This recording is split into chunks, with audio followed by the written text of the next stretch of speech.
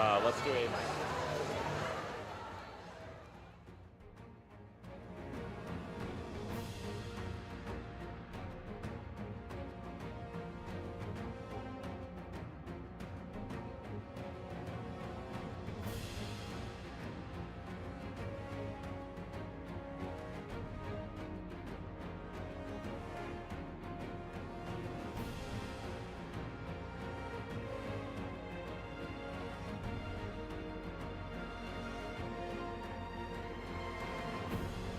Testing 1 2 1. Which headset is this?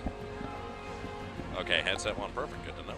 All right, sounds pretty good to me. Sounds a little bright, to be honest. You can bring this one down if you'd like. You know, it also could very well be the level in my ears. Stand by. Yeah, you're peaking in my ears. Okay, yeah, it is on my end. Okay, stand by. Switching to the next headset.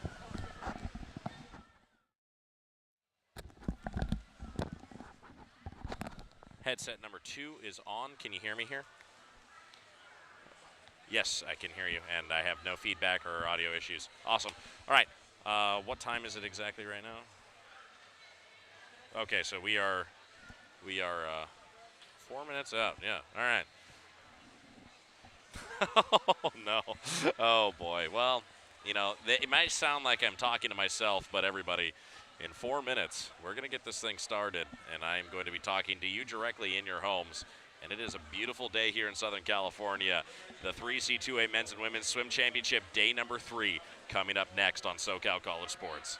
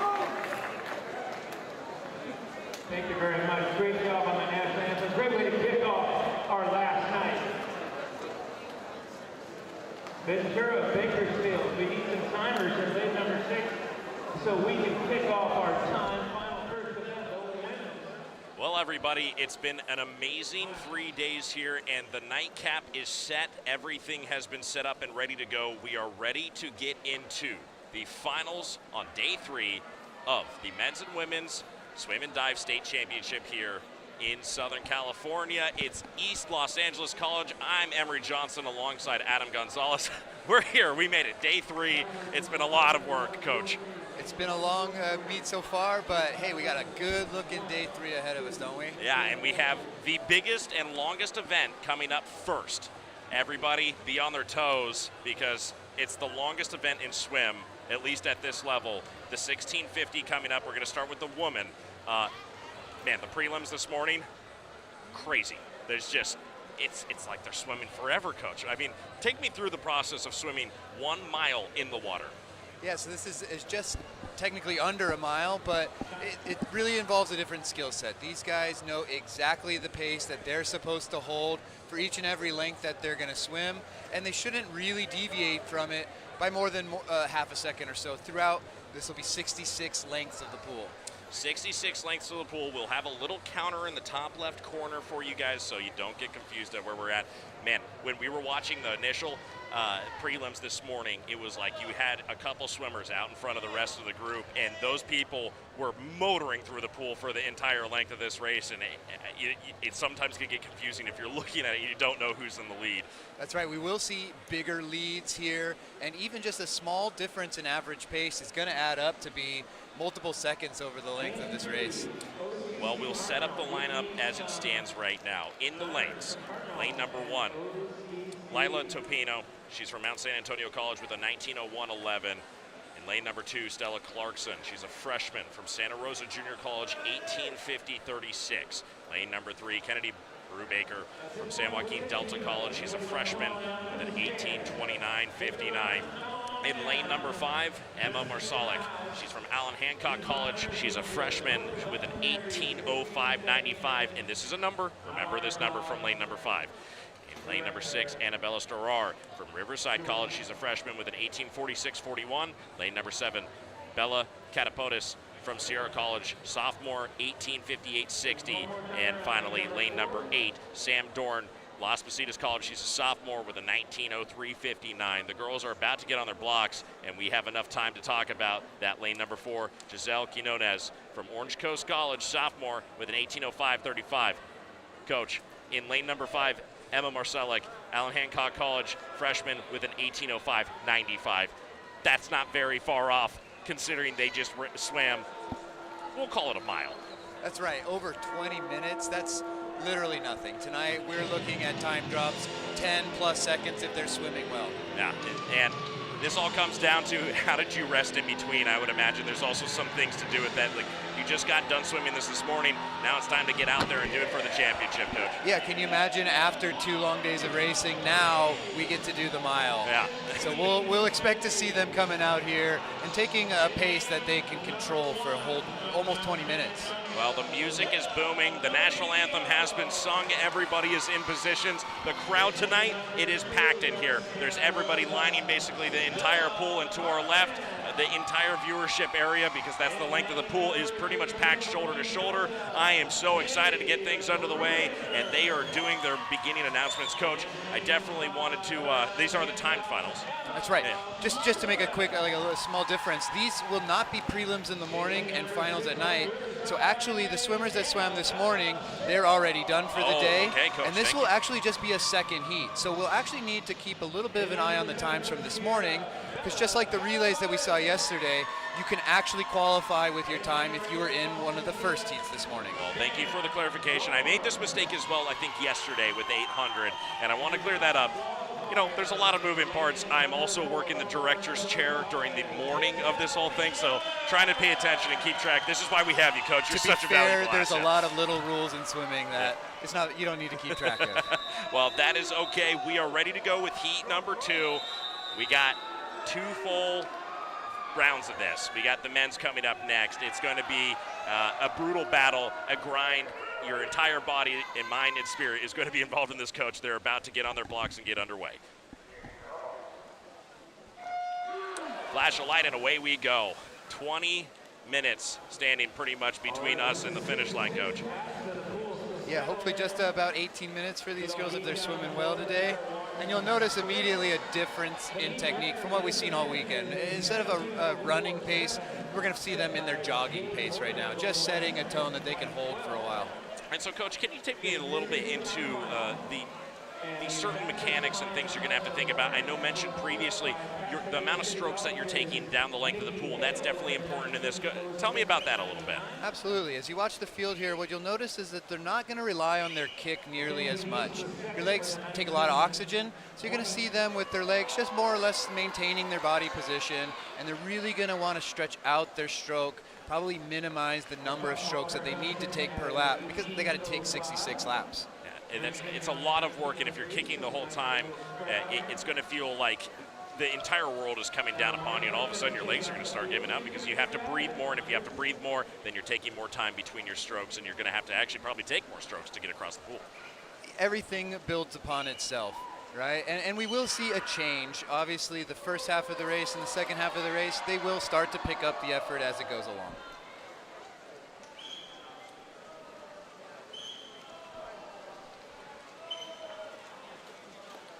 Well, we are now 4 lengths, almost to the end of our 4th length, so now into 6 lengths across the pool. They have worked their way through not even a 1/6 of this race. We're about a 10% done right now, and we do see the field more or less together. It's probably a little too early to really see them start to make any real racing moves. So we want to see the outside lanes trying to hold on to those people in the middle, and just people in the middle just staying calm, waiting for their time to start attacking. Our line right now in the middle, it's lane number 3, lane number 4, and lane number 5. Kennedy Brubaker in 3. Lane number 4, Giselle Quinones, and lane number 5, Emma Marsalek. They are the ones kind of in that lead position right now. And it looks like Emma Marsalek, she's kind of taking a little bit of a lead here, but again, this is so early, there's really no reason for us to pay much attention until we start getting a little farther down the line. Yeah, what we'll start to notice is that what looked easy for the first couple hundred yards here will start to get a little bit tougher. We'll start to see them need to kick a little bit more, need to move their arms a little bit quicker, and once we start to see that, we'll really start to see who's got their conditioning down tonight. To set up the field a little bit further in the second lane, Stella Clarkson. She looks like she's holding on to that 4th place position. Right next to her is Layla Tapino.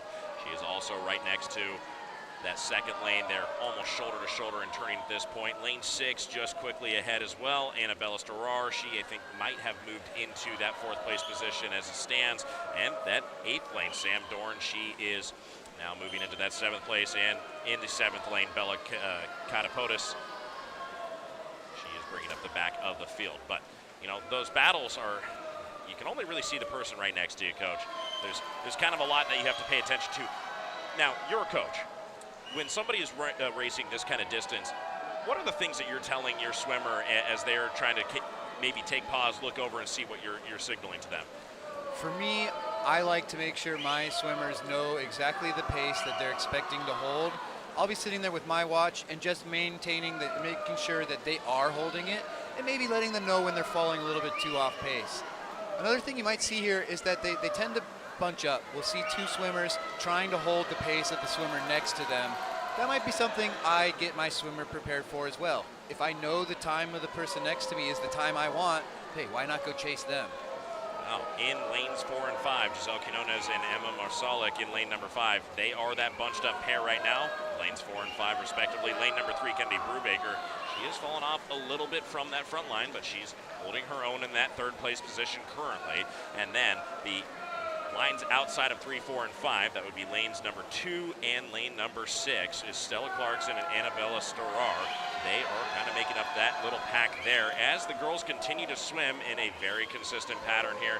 We have groups that are moving together, but remember, lanes 4 and 5, they are holding up. And, Coach, we have moved into the 16th leg of the race here. Yeah, these guys are actually on their next 50 will finish the 500, which was a long race that we saw the other day. So yeah, they're just getting started, whereas the 500 would have been finishing right around now. Right now, 16, now 18 lengths of the pool completed, Coach. It's crazy to think that that's just the 500 right there, and we still have so much to go further. It is a long way to go. They're really just getting warmed up in this race, but the fact that it's so close and it looks like they're eyeing each other, I'm expecting them to keep fighting down the pool for the rest of the way here. Giselle Quinones has taken a little bit of a lead here, but it's not by much. And look at that push and turn from Emma Masalik. She's right underneath the water and just kind of shooting right up back next to her. You know, you might think you have a little advantage for a second, but it's all about who gets the best turn and how consistent you are. This is very close swimming here. Yeah, and small differences may not seem like they matter, but when you do 65 flip turns, hey, if each one of them is just a little bit sharper, it really does add up at the end of this mile. We are now at 22 lengths of the pool now. Pretty much a third of the way there. Yeah, right on pretty much a third of the way. What we'll see now is I've already seen some of the competitors start to really kick more. We'll see some splashing happening and turning up the tempo of their pill a little bit. We are having quite the battle for first place. The field right now is Giselle Quinones, Emma Masalik, and then if you look into that third lane, locked in a battle, Kennedy Brubaker, as well as Annabella Storar. They are still fighting each other there in lanes 6 and 3 respectively. Lane 1 and lane 7 kind of locked in as well in a battle. I don't even think they might be able to see each other from there, but it's Leila Topino and Bella Catapotis and Sam Dorn in the 8th lane. They may not be moving as much water as we saw in the sprint distances, but now we have a strategic battle. If you're a little bit behind right now, there is plenty of time to catch up, but when do you make your move? If you start to go too fast right now, you may not have it for the rest of the race. If you wait too late, you might be too far behind. And Coach, I might want to add another point here is you might only have a couple opportunities within this race to really make an effort to try and overtake and keep that overtake. You know, and that has to do with how much energy you're putting out in a particular moment that will make or break your race. You want your opponent to be suffering just as well as you are when you're trying to overtake them. That's right, and the worst feeling in the world is when you turn up the intensity a little too early and find yourself with 2 or 3 minutes left in the race and trying to hold on for dear life. It suddenly becomes a lot more stressful when you start seeing the finish line. I think that might actually be the worst part of the race is like in the middle when things are a grind, well, I know it's going to last for a while so I can just settle in and kind of relax for a second. But when you know the end is coming and you're fighting for that position, you start taking deeper breaths and trying to get every bit of oxygen you can into your body. Yeah, and you'll see the last few laps look a lot closer to the energy level we're accustomed to seeing over this weekend. And that is going to be extremely painful at the end of such a long race to put out nearly 100% of your effort. We're going to see them really try hard. Now breaking out to a pretty good lead, Giselle Quinones. She's got, I would say, probably 2 or 3 seconds on Emma Masalik. Now, anything can change here. It all comes down to exactly how you use that energy to lay out the rest of the field. Lane number 3, Kennedy Brubaker. She's well into that 3rd position right now. On pursuit, though, is Annabella Storar. She's in that 6th lane. In that number 2 lane, Stella Clarkson. Holding on, continuing to fight for this position battle. 32 lengths of the pool, Coach. We are pretty much halfway there. In fact, that's 33 for the ones who have turned. 33 makes it halfway, and I wonder who has it in their race plan to start picking it up on the second half of the race here. Now, Coach, is generally the second half of the race maybe a little faster? Or are you waiting with your reserves to put out that emphasis in the next half of this race, or are you trying to race a very consistent race across the board, or does it depend on the swimmer? I'm going to have to say it depends on the swimmer. There are some swimmers who find success just going hard and maybe falling off their pace, but having been so far ahead that they're still going to win. And then others will really try to keep calm, wait for their turn, and turn it on when they know they can hold the pace at the end. As I look at the lap counters here, remember, sometimes they'll bob those up and down, they'll move them over to really emphasize how much faster they want their swimmer to go. Right now, calm, cool, and collected on that side. No one's worried. Well, the leader pack right now as it stands is Giselle Quinones and Emma Masalik. They are now moving themselves into the 36th length of this lap, of this race. We are past the halfway mark. 9 minutes and 40 seconds underway. You can see our unofficial timer in the right-hand corner of this race. We're almost at 10 minutes. This is a long time to be kicking and a long time to be swinging your arms. And you start seeing, actually, in some of these other lanes, you start seeing the legs getting used a little bit more than they were earlier. And now, in lane number 6, you see an aggressive swim here from Annabella Starrar. Yeah, she decided it maybe it's her turn to see if she can't get back up into this race and not fall too far behind. Looks like lane 5, they're still trying to keep up, trying to keep a competitive race. I don't think I'd be too worried if I was her, but it is going to be time here. We're coming up on 1,000 yards at the 40th length, so I assume if she's going to make a move, it'll come here soon. Almost to that 1,000 yards is Giselle Quinones, racing her race, if you will, at this time. But posting earlier times, I presume this is the seed time. Coach, what is the seed time exactly? How do you go into coordinating that? That's just going to be the best time that they achieved over the season. Okay. They'll have to have an officially recorded time at a dual meet or at one of their other championship meets, and they'll enter it in order to put their seeding. So with their best times only off by a couple tenths of a second here between Giselle Quinones and Emma Marsalek, just showing you exactly where you're at. This could be completely different swim styles at this point in the race. You're now at 40 lengths. You have 26 to continue on, and that's going to be a lot quicker than you think. We're at 11 minutes and 22 seconds from the start. These girls are posting 18-minute scores. Coach, this thing is starting to get towards its inevitable end. Yeah, and we will see the end accelerate. Whereas the first half felt rather relaxed, it's going to be a little bit more and more exciting as we go. What I'll say, too, is that in the preparation for this big meet, sometimes in the shorter races, we're looking at a half a second difference. A great race, maybe we're dropping a couple seconds. There's going to be a lot more variation in the amount of time these ladies are able to drop in this race. The difference of the field between first and second right now, Giselle Quinones, she's working on her 45th length of the pool right now. About halfway down the pool behind her is Emma Marsalek. Lane number 3 is Kennedy Brubaker. She's the next closest in the line. As we start to turn over and get going the other way.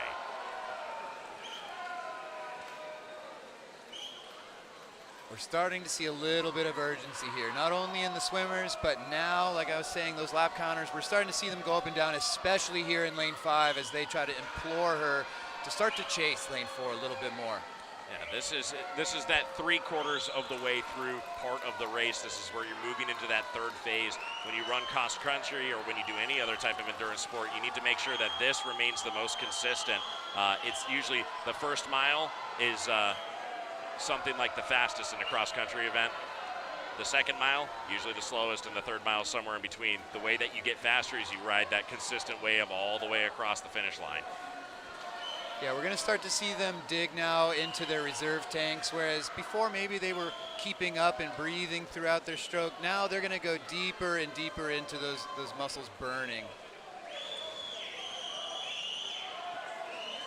Quinones from Orange Coast College. They've had a lot of glory this weekend already.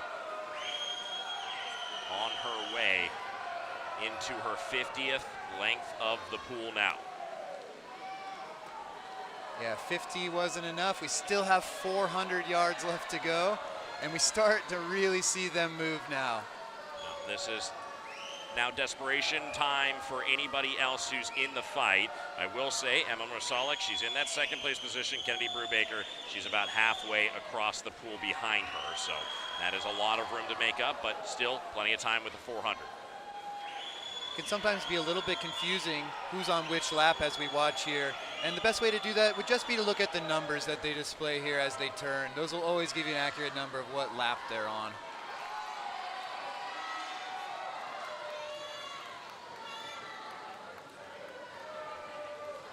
Giselle Quinones finishing her 53rd. Here comes Emma Marsalek on that end of the pool. Then Kennedy Brubaker, she's swimming towards her 53rd as well. The rest of the pool looking like they're on their 51st, except for Annabella Starrar. She is in that 6th lane. She is also on her 53rd.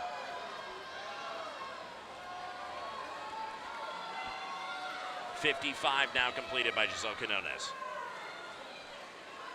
She has to see that when she's passing here, lane 5 in the middle, she knows she's a full lap ahead. Doesn't look like she's content to coast though. I think she might be going for a best time. I'd really like to see her keep up the pace and really just, you know, put it out of control, you know. And Emma Marsalic, I do have to say she as well is in that 5th lane. She's not using her legs all too much yet. I'm guessing this is when you have the better or maybe more experienced swimmers. They have their technique refined. They know exactly what they're looking for, and they're waiting to do that at the very, very end, right? Yeah, and there's also just the reality that maybe she doesn't have the legs anymore. Sometimes you just try and they don't respond, you know? 58 lengths of the pool, now make it 59 coming up here. Almost to that 60 mark, Coach. My goodness. And now on to her 60th length. She just hit the 59th. Giselle Quinones.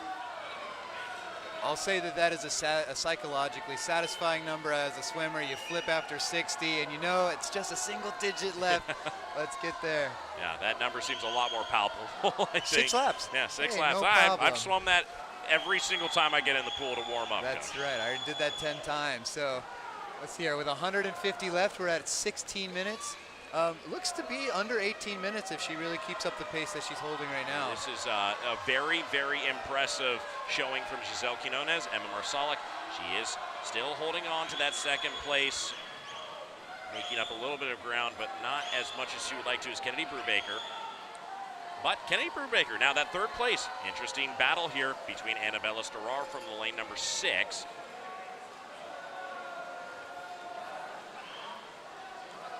Now that we see lane 4 completing her 63rd and about to flip to her 64th, we'll get to see everyone's favorite part of this race is where we bring out the bell.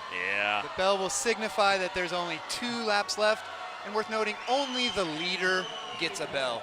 Everybody else just has to know that the race is ending. It has been a long time coming here for Giselle Quinones. We are almost 1 mile into this race. The bell has been rung, and it is the final 2 lengths of the pool, Coach.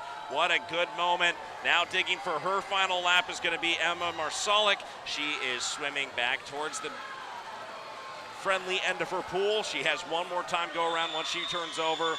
She's going to hold on to 2nd place in that battle. For 2nd place is going to be Kennedy Brubaker.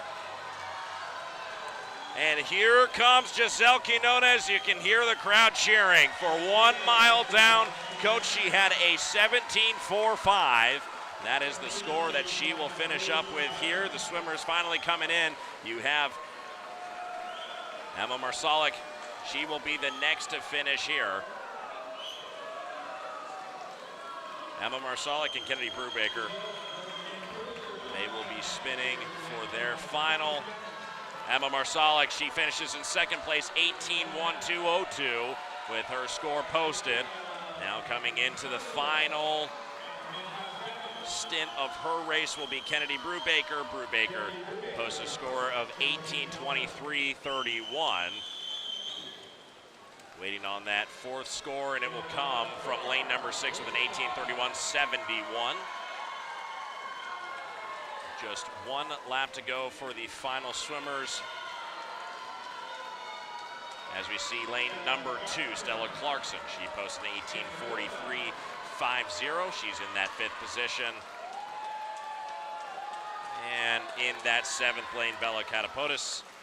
She will come in for 6th place here with an 18.5940. Finishing next will be Leila Topino with a 19.0586. And finally, Sam Dorn in the 19.2851. Coach, man, it's been a long, long way down the pool. 17.45 is a pretty darn good score. Yeah, that's a great time. Looks to be a 20-second time drop from her entry time. And I'm going to say I love the heart that she raced with. Being almost 30 seconds ahead of 2nd place, it's not as if she rested. She really turned it on even more in that last 50. Great race from Giselle Quinones.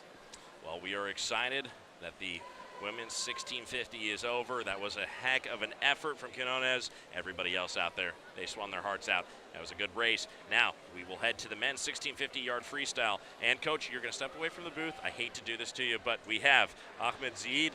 He's going to come in. He's from Las Positas College, but we will be back after a quick break, and they do their presentation for the championship. We will be back after a quick break. You're watching SoCal College Sports coverage of the 3C2A Men's and Women's Swim Dive Championship.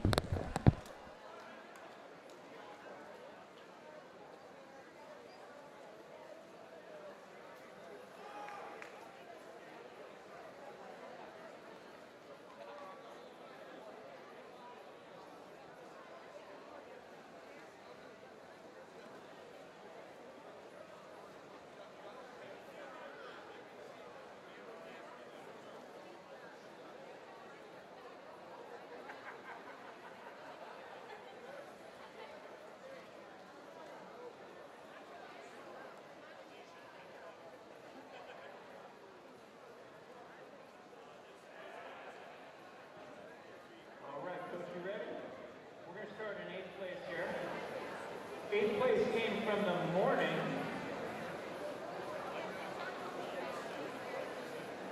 And she may be somewhere here on deck. In eighth place, Nikki Hale from Pasadena.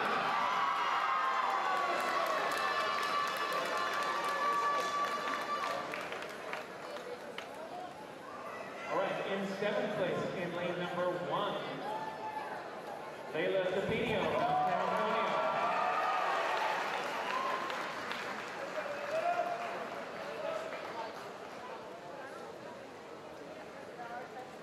In sixth place, in lane number 7, from Sierra College, Bella Catapotis.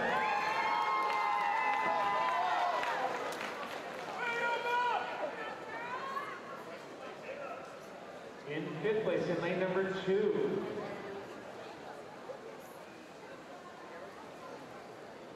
from Santa Rosa, Stella Clarkson.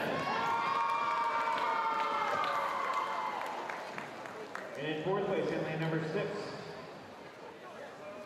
from Riverside, Annabella Storer. In third place, in lane number 3, from San Joaquin Delta, Kennedy Brubaker. In second place, in lane 5, from Allen Hancock, Emma Marsalek. And your champion in the women's miles, 1650, swimming a time of 17:45:07, defending champion 2 years in a row, from Orange Coast, Giselle Quinones.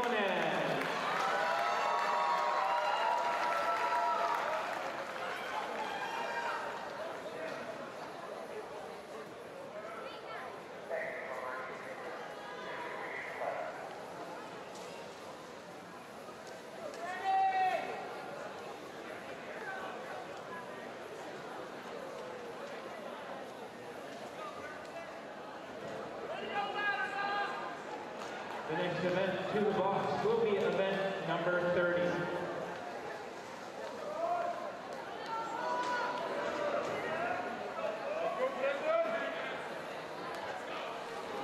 Well, everybody, it is now time for the men's 1650-yard freestyle. I'm Emery Johnson, and now alongside of me from Las Positas College, Ahmed Zaid. How are you doing today? I'm doing great. I'm so excited for this race. I've been waiting for it all week. All right, so you used to swim the 1650. What is your posted time that you have in the past for this race? So my best time in this race sits a couple minutes slower than these guys. I was 2014. Okay, man. Yeah, and when you're looking at this lineup top to bottom, these guys are posting 16-minute scores throughout this season. That's what their average, not their average, but that's what their top scores are in terms of what has been an official score. And I tell you what, this is some pretty impressive stuff. You have a couple teammates on here. Why don't you walk me through who they are, where they come from, and what's going on? So, speaking of Ryan Radosco, he's kind of a can-do guy he can swim anything. I've seen him swim like the 100 breaststroke, the 200 freestyle. He can put him in any event. He's like an all-in-one toolkit for swimming. And then in lane 6, Marku Halunga somebody who swims with no fear. I watched him in the 500 on Thursday. He was not in the lead in that race until the last 100 yards. He didn't panic. He stayed cool and calm and collected. And by the end of the race, he was about a body length ahead. Perfect. All right. Well, we have Ross Brown from Las Positas College, but I'm going to go through the lineup really quick just so that we can set the table. In lane number 1, Kevin Poma from Mount San Antonio College. He's a freshman with a 16:47.12. In lane number 2, Samuel Slezak from Mount San Antonio College. He's also a freshman with a 16:33, and the swimmers are off. In lane number 3, Stash Peary. He's from Cuesta College. He's a sophomore with a 16:23.66. In lane number 5, Ryan Rodosco. That's what we were talking about just a second ago from Las Positas College. He's a freshman with 16:17.49. And Ahmed, you did say that he had a 16:12 earlier last year. Marku Halunga's best time sits at 16:12, which is right on par with the guy in lane 4. Wow. All right, so this is fixing to be a very good race here in the top, lanes 4, 5, and 6. In lane 6, that's Mark Halunga. He's from Las Positas with a 6:26 this season. In lane number 7, Brandon Samaniego from Orange Coast College. He's a 16:35.23.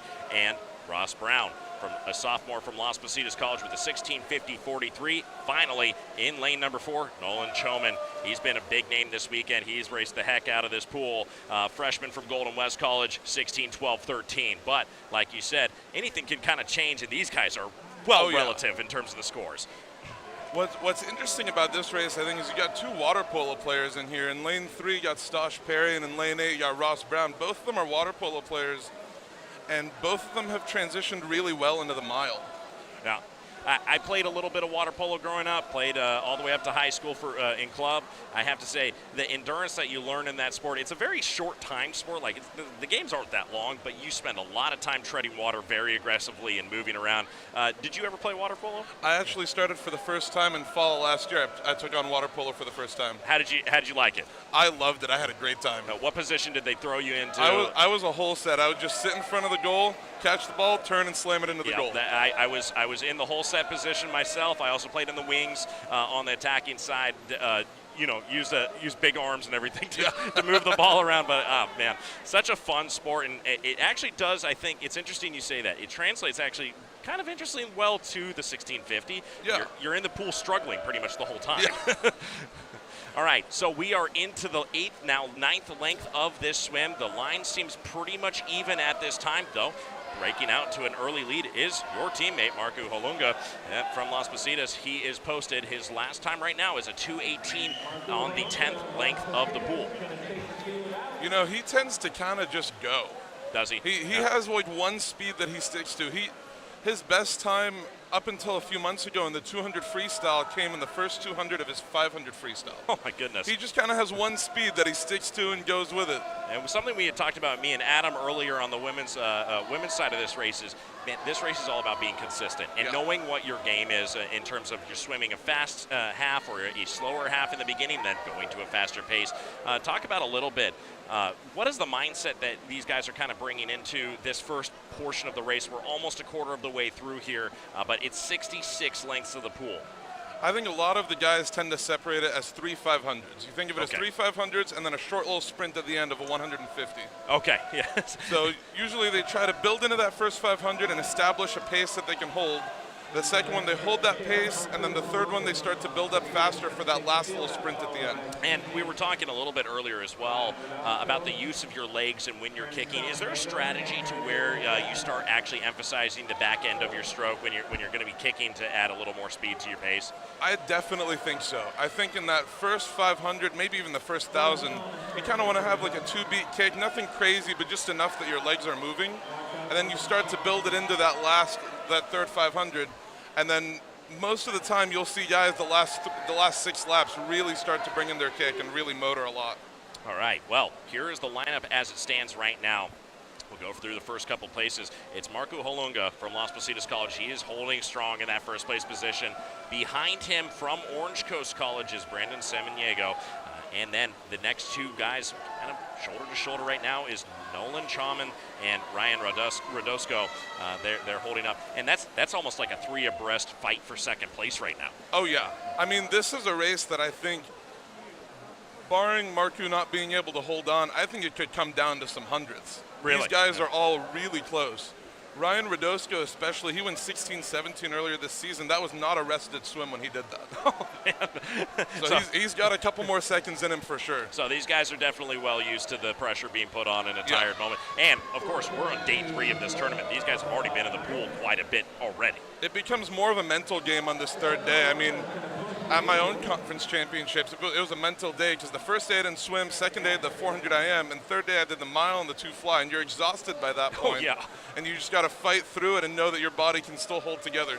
Now kind of bumping out to a little bit of a lead there in the second place. You just look down to lane number 7, Brandon Samaniego. He's got a little bit of an edge, but in that 4th lane, Nolan Chauman, he is locked battle shoulder to shoulder. So, and it's just so interesting. Look, now, if you look in lane number 5, Ryan Radosko, he's kind of kicking a little bit more. You see a little more water moving behind his feet. Maybe coach is yelling at him saying, you need to improve your pace a little bit. You're falling off. Is that kind of the type of information you'd be getting while you're in the water there? Well, usually if you see those counters start to shake, it means pick it up, start moving a little bit more, or you'll even see the coaches on the pool deck yelling and moving their fist over at their swimmers.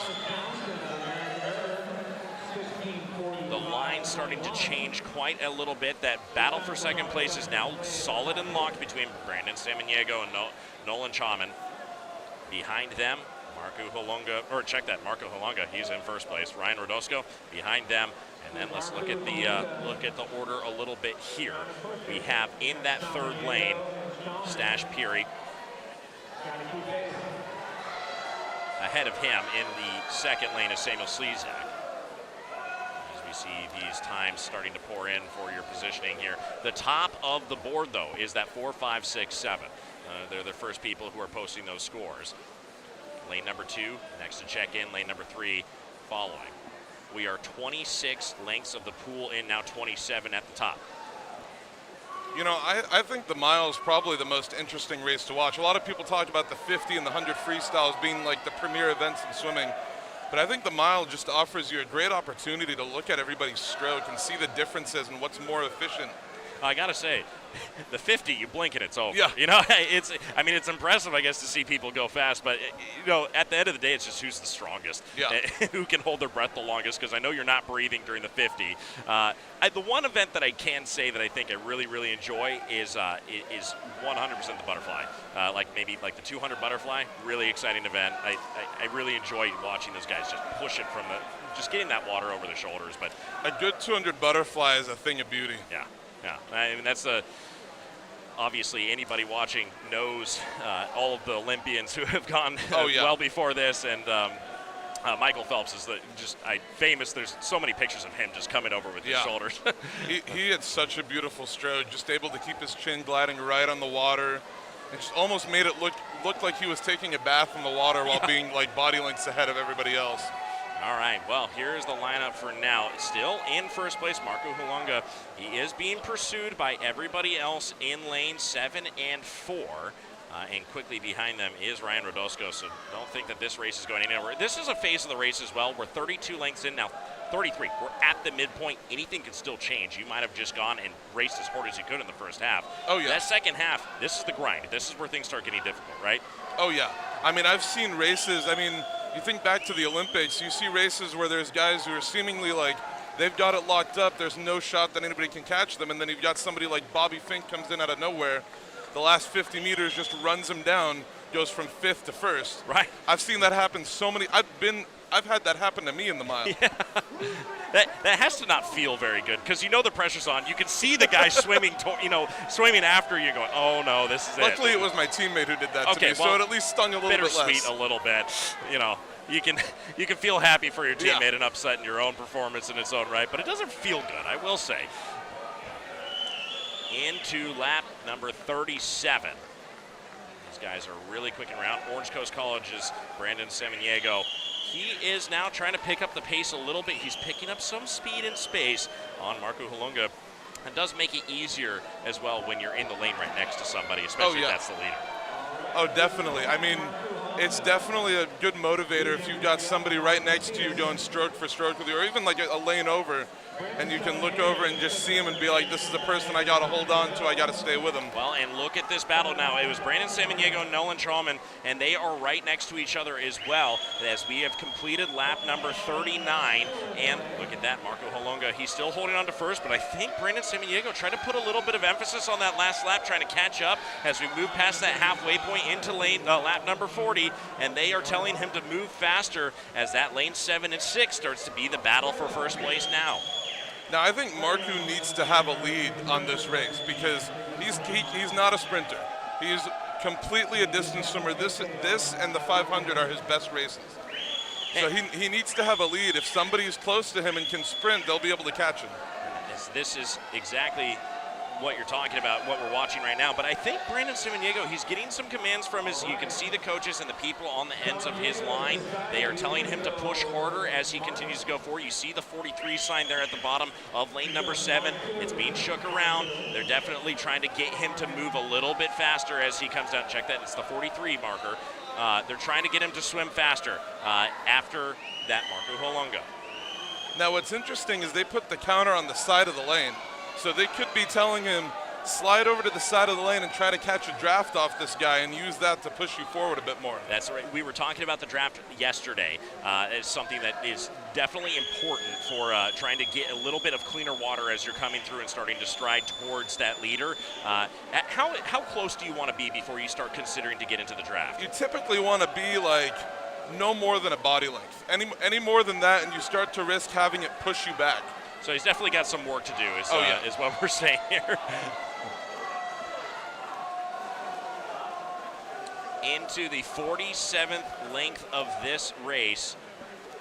Third place now being held by Stash Peary. Or check that, Nolan Chalman. He's in that 4th lane. Ryan Rodosco also in that fight as well. The current leader time is 11:31:09. And he is cooking at 48 lengths down the pool. He just can go. I mean, I see it in practice every day. I've known him for years, and every time I watch him swim, he just finds a pace and sticks with it. And if he builds enough of a lead, there's not really much anybody can do.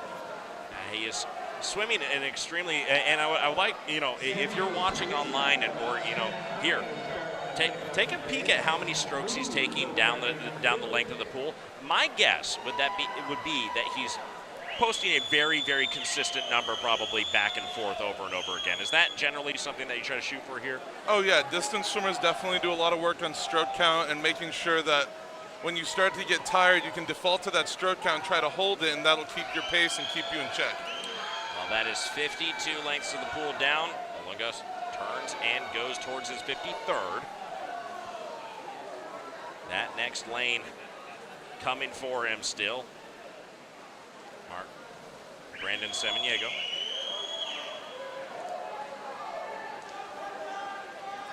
In that 4th lane is going to be Nolan Chalman.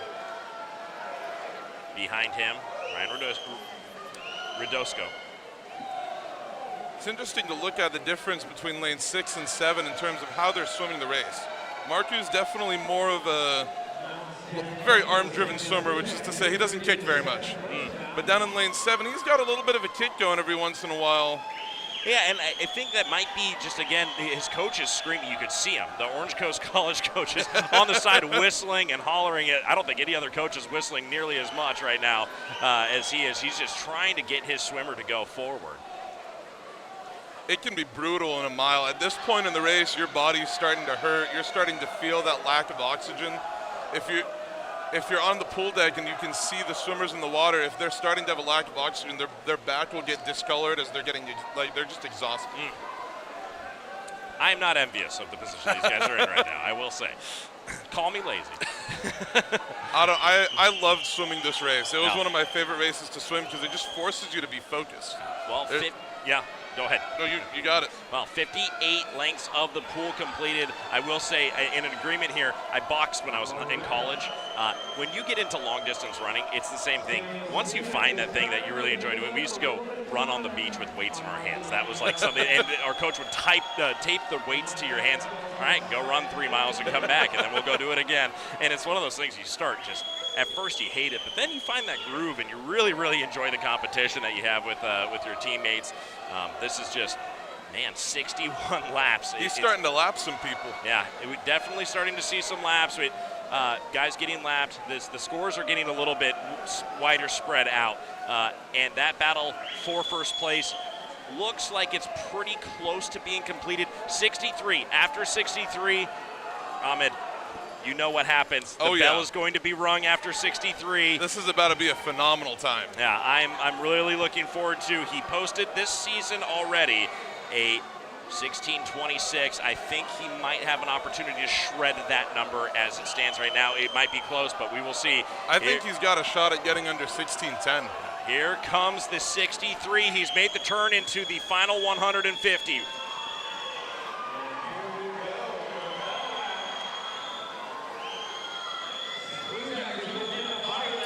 The state record still sits at like a mind-boggling 15:07. Yeah, I'm looking at it. I want to know who was able to post that. All right, here comes the final length of the race. He could get under 16 minutes, actually. That would be a phenomenal swim. Here he comes. The final bit of the race.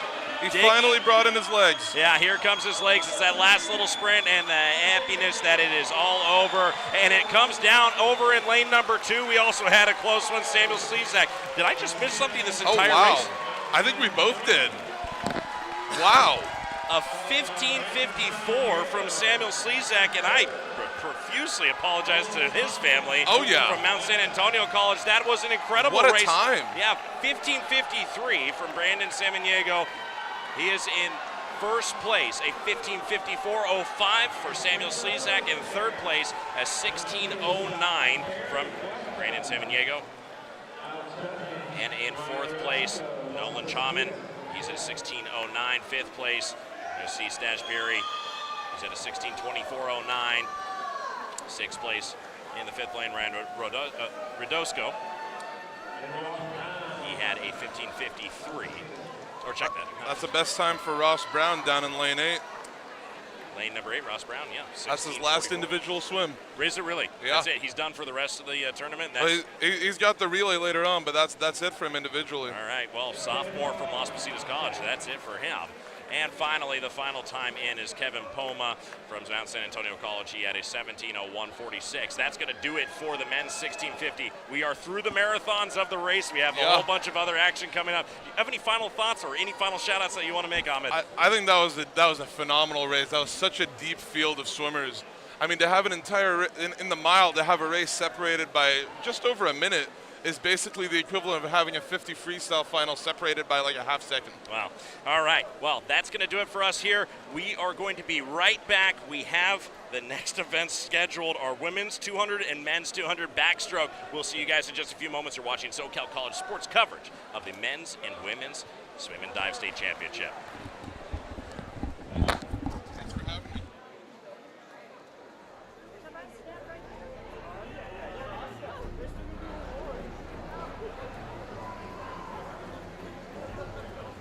We have the Las Positas coach ready to pass out some hardware here.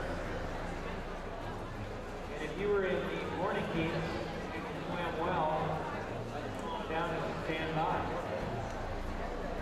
Warning, milers. If you were one of the top guys, calm down.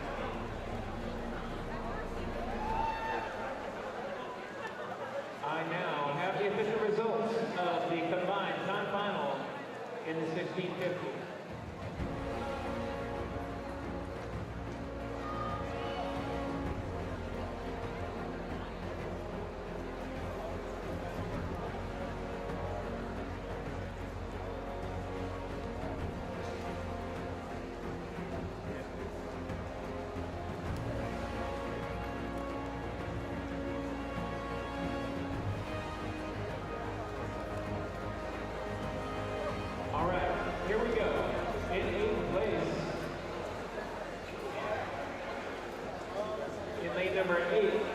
Las Positas, Ross Brown.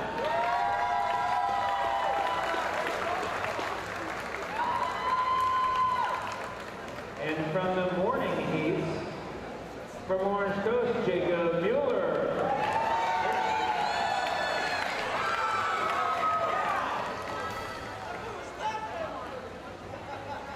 In 6th place, in lane number 5, from Las Positas, Ryan Radosco.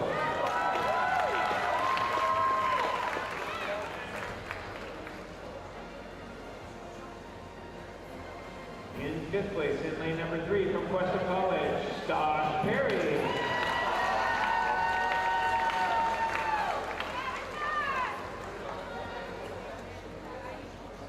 In 4th place, in lane number 4, from Golden West, Nolan Shaman.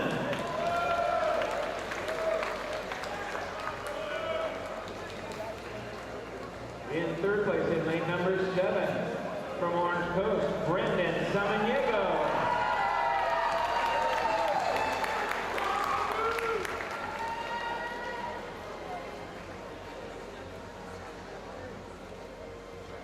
In 2nd place, in lane number 2, from Mount San Antonio, made up a lot of ground there in the end, made it exciting, Samuel Slezak.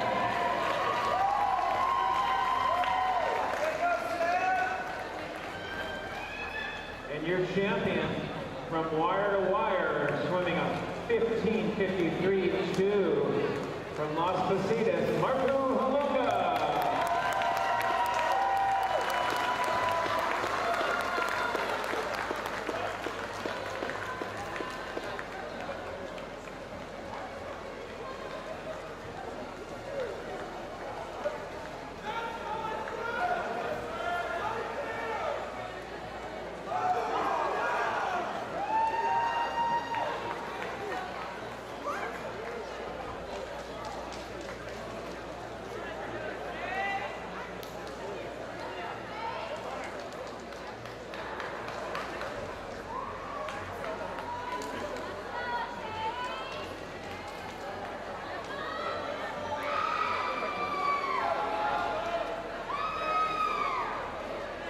The next event up to the blocks is event 31. The women's 40-yard backstroke B final.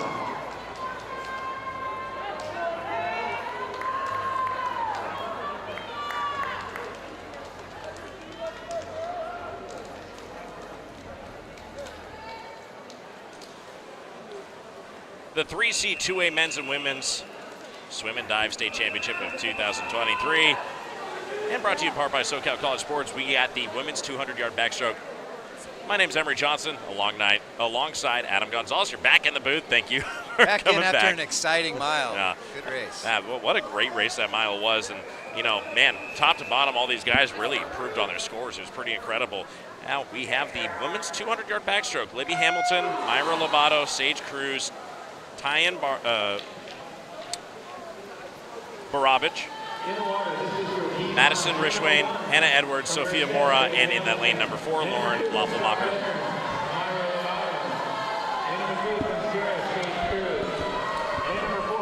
We got here the 200 backstroke. After watching the 100 yesterday, we should see some similarities, but of course now we're going to see a little bit relaxed pace in the first 100, just like all the 200-yard distances we've seen this weekend. They're through the first 50. Just 3 more laps around the pool to go.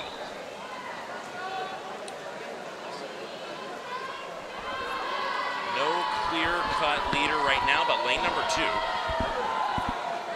Myra Lobato. She was in the lead there for a second. Now look up to lane number 5, Tyan Barabich.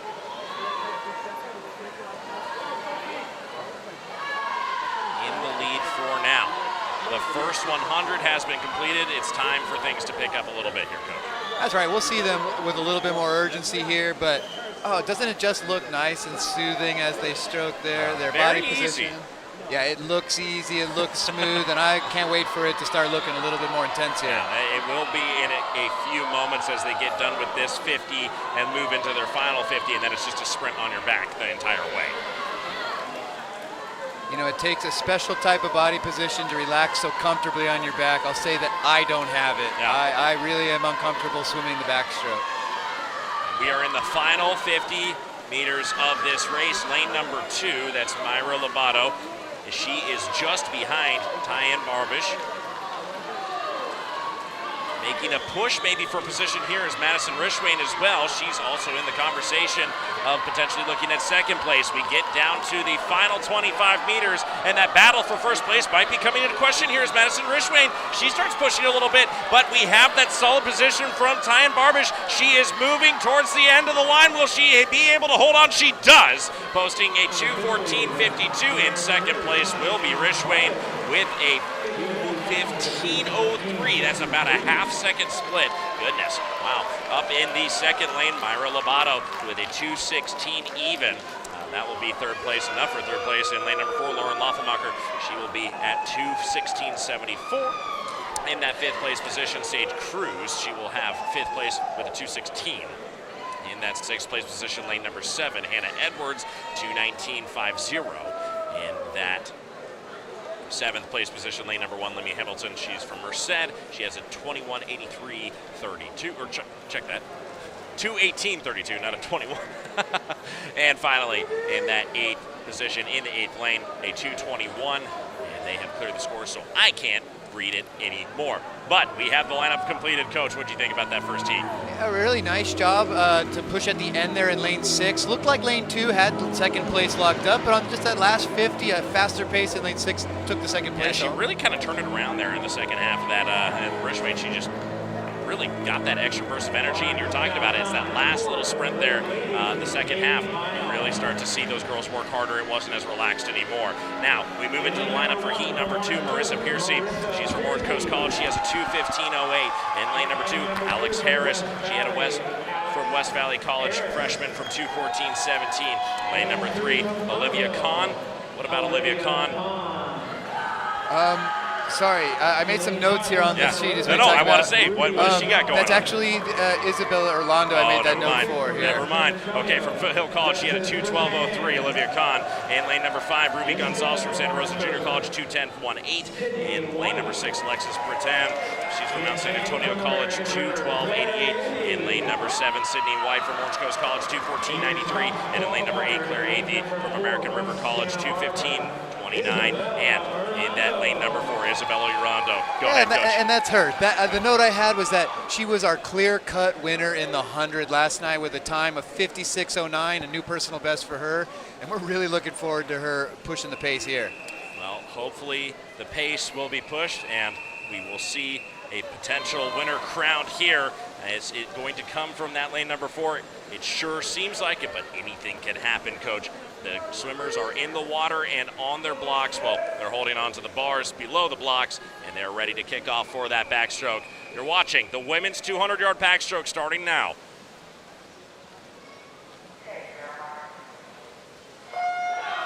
Flash a line and away they go into that first 50 yards. No surprises here. If you were here last night for the 100 back, 6 out of 8 of these girls were actually in the A final last night. So we're going to see a lot of familiar faces hashing out maybe some old injuries. Definitely familiar faces in the lanes potentially right beside you as well. These are some battles that have gone on all tournament long as we are in day number 3 of the tournament. This is the final time to have your glory. In lane number 4, Isabella Orlando. She is in first place. Lane number 5, Ruby Gonzalez. She is holding on to that second place, but making a fight for first place now. Lane number 3, Olivia Kahn from Foothill College. She is turning and just on the heels, well, not the heels, she's just at the shoulders of Isabella Orlando. That battle for first place, pretty tight at this time. Now kind of dropping off a little bit. Ruby Gonzalez not exactly having the pace after the second 50 being completed. We're now halfway through the race as they turn and go towards that 3/4 mark. Yeah, worth noting here, we see our leader turning just under a minute, whereas her 100 speed is about a 56. So naturally, she's taken off a few seconds from her absolute sprint pace in order to accommodate the longer race here. It really all comes down to this final 100. The first 100, you can do what you got to do, but now the urgency is setting in. As you see that battle for first place between Olivia Kahn and Isabella Orlando setting in, but man, Orlando, she's looking a little bit calm, cool, and collective as these girls are fighting for position here.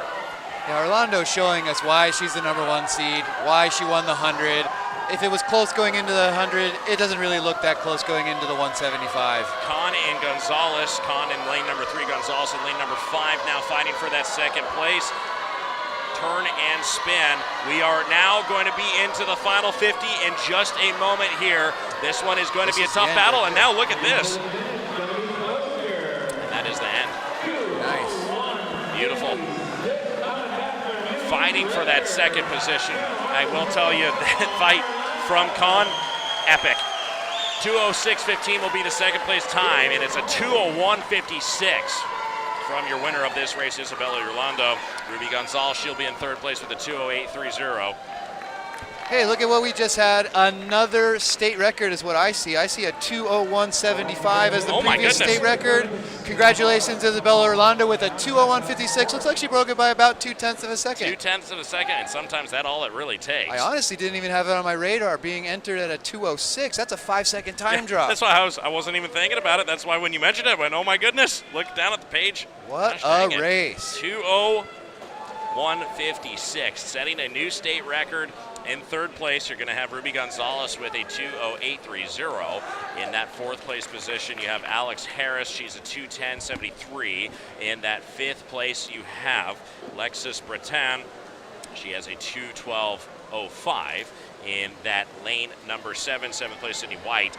Or check that, in that lane number 1, you have sixth place, Marissa Piercy. She has a 2:13:15. And in that seventh place, Sydney White, she has a 2:14:01. Eighth place goes to lane number 8, Claire Athey, with a 2:15:24. Coach, we're through the women's 200-yard backstroke, men's backstroke coming up. We're excited. You're watching the 3C2A men's and women's swim and dive state championship. Don't go anywhere. In lane number 6, from Mount San Antonio, in 5th place, Lexus Bretain.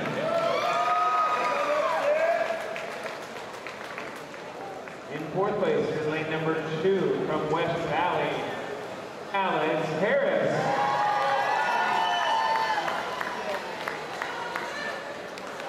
In 3rd place, in lane number 5, from Santa Rosa, Ruby Gonzalez.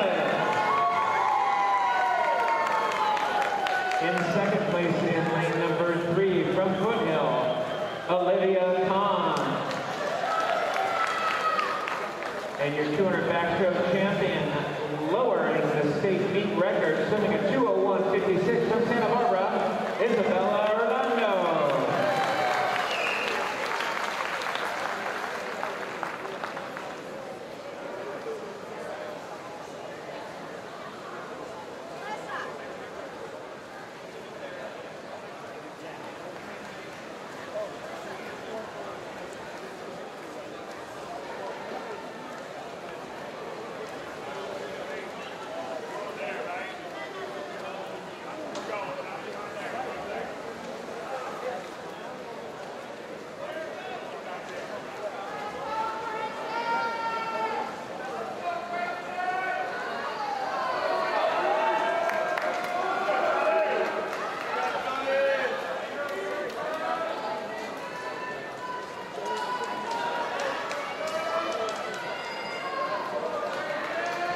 Next up to the block, 232.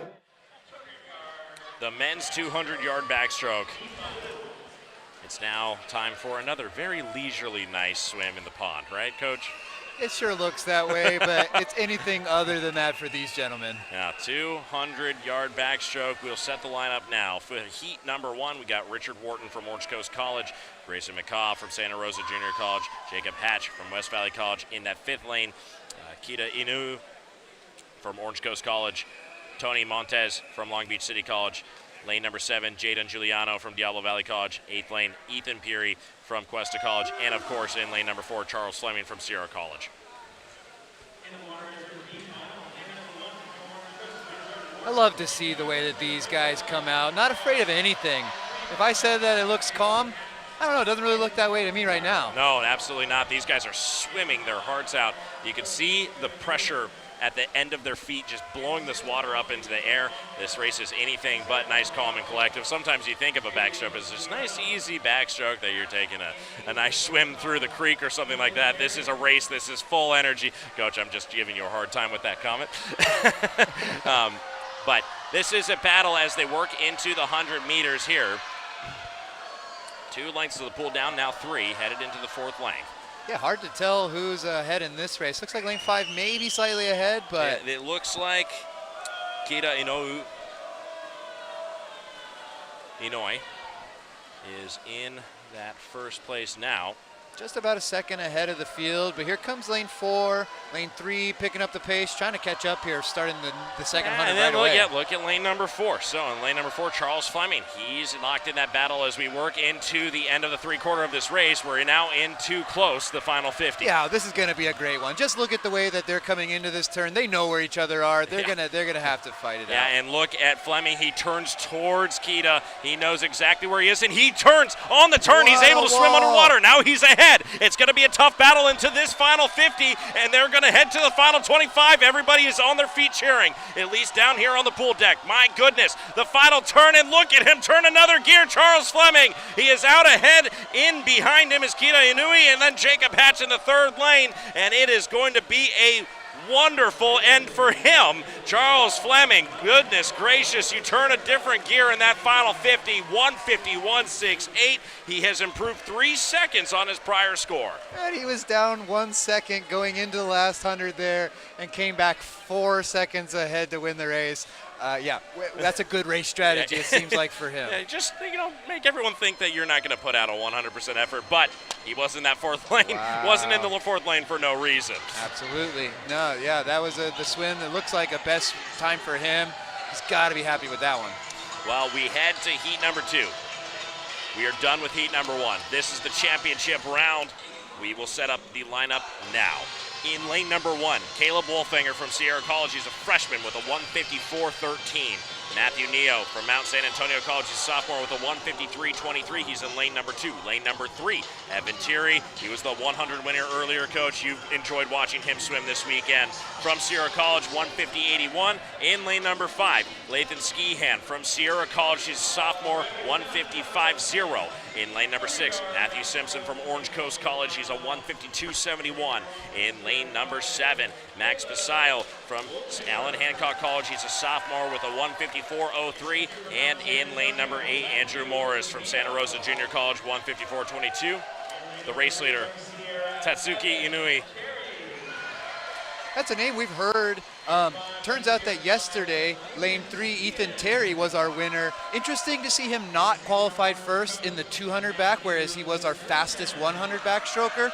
Sometimes it can be a little difference in the conditioning or maybe a difference in technique. Yeah, I expect him to be racing hard, though. Maybe he's great in just the 100, and it's not like he's that far off. You're looking at a 147 from Satsuki and a 150.81. 3 seconds, quite a big difference in a 200, though, Coach. It sure could be, but I just don't count him out. We know he's got the speed. He's going to be racing lane 4. And it could also be who you race against in the earlier prelims. You have 3 heats going on. You don't know who you're in the pool with necessarily in those ones. Obviously, these guys know each other, but you don't know who you're racing against when they line it up, and then all of a sudden now we're in the championship round. Things are a little more aggressive. He could just be trying to get in that top 3 range, get himself close, and then go race at finals. Right. Here we go. We are ready for racing. The swimmers are in the water and ready to jump off. It's time for the men's 200-yard backstroke. Away they go into the pool. They are kicking underwater about half the length of the pool. Lane 3 immediately coming out strong. That's Ethan Terry. Yeah, Ethan Terry. That's right, Coach. I love the way that he's coming out here tonight, trying to set the tone. He wants to be known as the best backstroker here this weekend. Ethan Terry, he's been fast, but then look at Tatsuki Inouye. He's right back into that battle. He's just a little bit ahead of Terry. Inouye, just a gorgeous backstroke, the longest stroke with his arms and his shoulders reaching every time. Lane number 6, Matthew Simpson, also kind of in that mix as well as lane number 2, Matthew Neo. They are moving into that halfway mark of this race. This is the final 25 before you get to the last 100. Yeah, and we did see in the last heat, right? There can be as much as a 5-second difference between these guys in the second 100. So, hey, let's see how it turns out now. Now Inui, he's moved into that first position. He's got quite the lead, but right on his feet and maybe looking to draft a little bit if he gets the, I don't know, is the draft as important, Coach, here for the backstroke? Hey, if you can get it, absolutely. You do need to be careful of falling too far behind and then being pushed behind with their kick. Underwater, he's really good. Thierry still fighting for that first position. This is it. It's going to come down to the wire. Inui, does he have what it takes to get to the final finish line? Looks like, sorry, with two laps to go.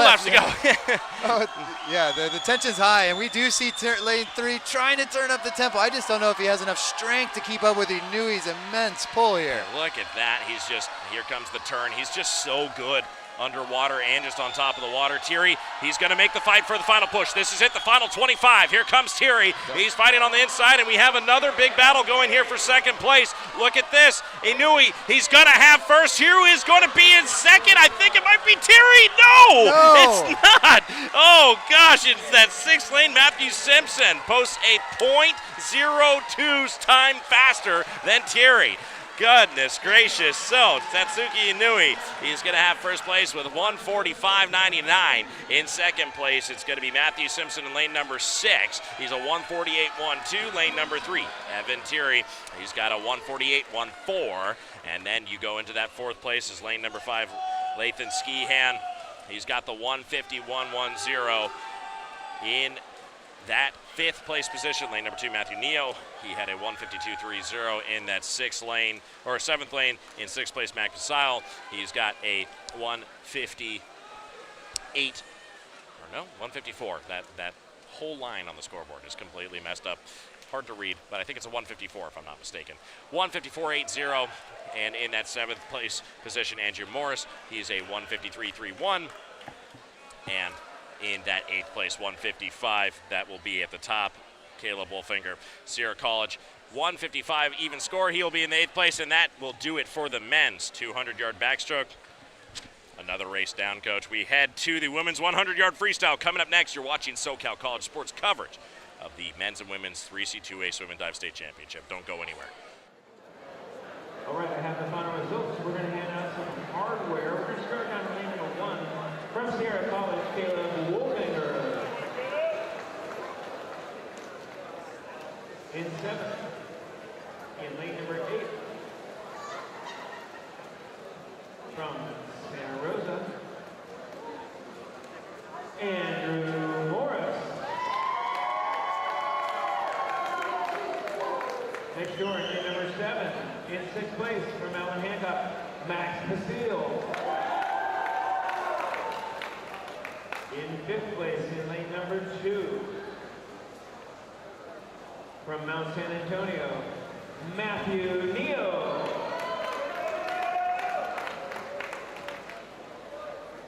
In 4th, in lane number 5, from Sierra College, Lathan Skian.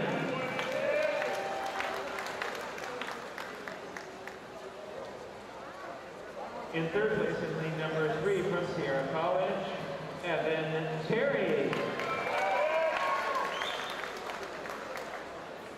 In 2nd place, from Orange Coast, in lane number 6, Matthew Simpson. And your champion in a 200-yard backstroke from Orange Coast, swimming a 1:45.99, Patrick Inouye.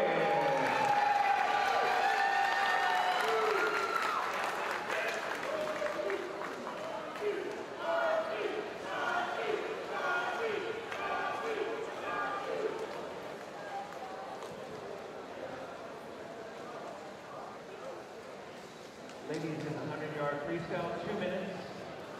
200 break. Checking request.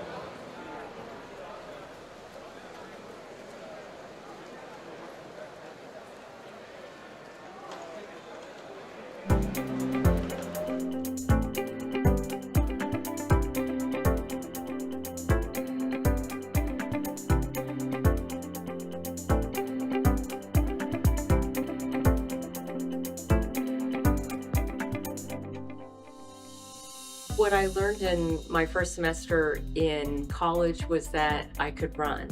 And so I took a running class. I got into running. I lost 50 pounds. and I started doing half marathons. And that was really transformational for me. Never would have been competitive, but what a difference it made for my personal psyche, my personal health, body image, all kinds of things. If we didn't have athletics in colleges, community college or otherwise, my ability to have taken that running class, to have found that something inside of me that clicked with, I wouldn't have had it. And so it's really important that we provide that opportunity, team sports or not, because it's so impactful for students when they come to us.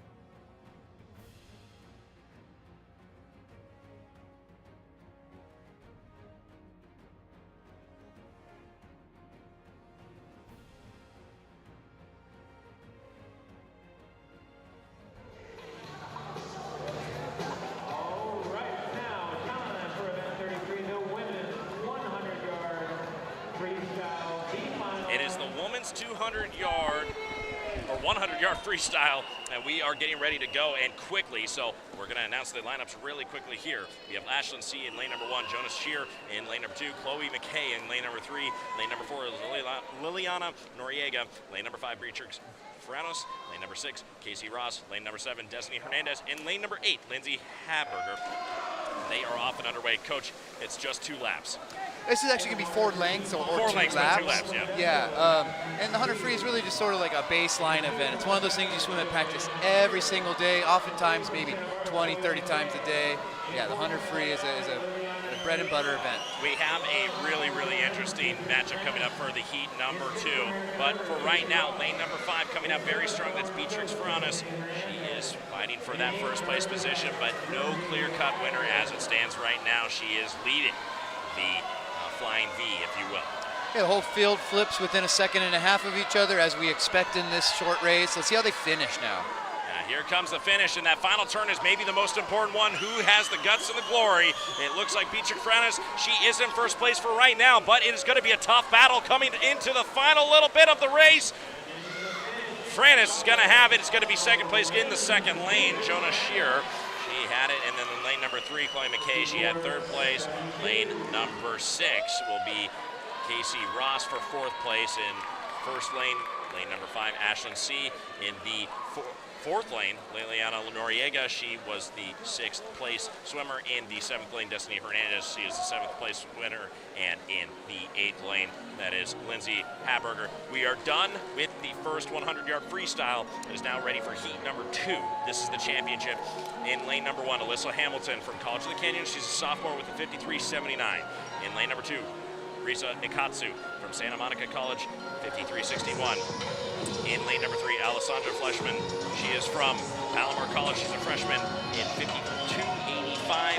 In lane number 5, Mia Park from El Camino College. She's a 52.51. In lane number 6, Emily Lester.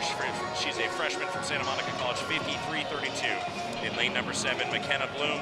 She's from Santa Barbara City College, freshman with a 53.65. Lane number 8, Jillian Lambert, freshman from College of the Sequoias, 53.83. And in that lane number 4, Cameron Bussey from Sierra College, sophomore, 52.15. Coach, we have a battle going on here that I don't think anybody has even any idea of. Maybe they do. I don't know. Go into it. The matchup that I'm looking here, no surprise, is in the middle of the pool. In lane 3, we have Alexandra Fleischman, who won the 50 free. She showed us to be the fastest sprinter here this weekend. In lane 5, we have Mia Park, who won both the 200 and the 500 free, which tend to be a little bit more of the distance events. So now going into the 100, we have a third swimmer in the mix. That's Cameron Bussey in lane 4, who didn't win any of the other freestyle events, but has come here in first place seated tonight. So I expect all 3 of those girls to be going after it. And in 100 meters, anything can really happen. That's right. You saw how exciting that first race was. It's quick. It's just about a minute long, and we see lots of water flying here. It is going to be close no matter any way you cut it. This is it, the women's 100-yard freestyle, event number 33, just getting underway. We have the men's right after this, but I am excited, and we are in position and ready to get off and underway. Flash a light, and we are off. Here comes the swimmers down the lanes. Halfway down, and they now start swinging their arms and kicking as hard as they can for the first length of this 50. Oh, I love the energy of the 100. Look at all the water flying. Look at everyone's cheering in the building. Lane number 5, lane number 4 in that battle for first place. It's Mia Park and Cameron Bussey. Bussey looks like she's just a little bit ahead, but look at lane number 3, Alessandra Fleshman. Wow, the whole field flips within about a second of each other, about 0.8 of each other. Yeah, Fleshman, she's definitely in that second position, but it's only a matter of a couple tenths of a second. Here we go into the final 25 of the race. It's the final little bit. Who has it? Cameron Bussey. She is swinging her arm, swinging as hard as she can. Don't cut out lane 5.5. And here we go, lane number 5. Can it be possibly Mia Park? Does she have a little bit of an edge? She does. First place. Wow, 52-11.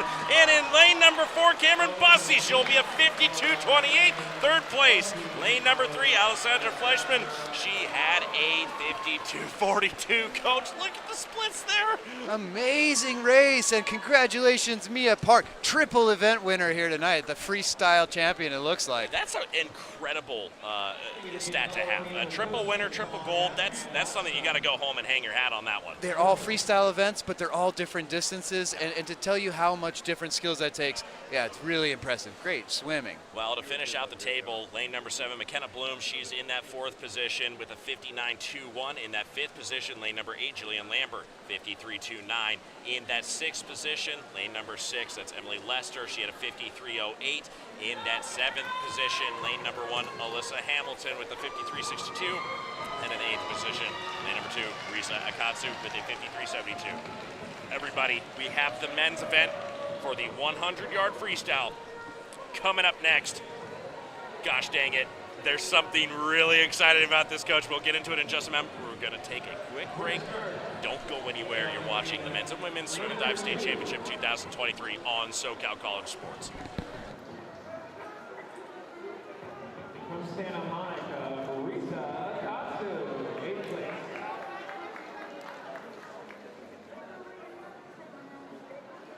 In lane number 1 from Santa Monica, Emily Lester.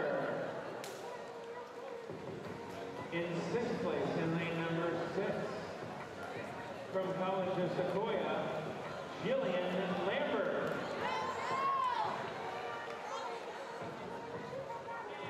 You have the names wrong?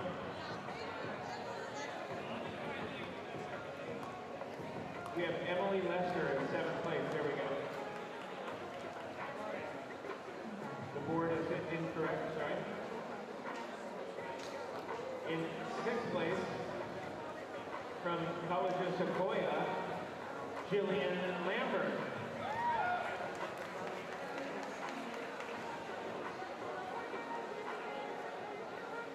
In 5th place, from Santa Barbara, 4th, Alyssa. Okay, all right. The board is incorrect. I have the official results right here.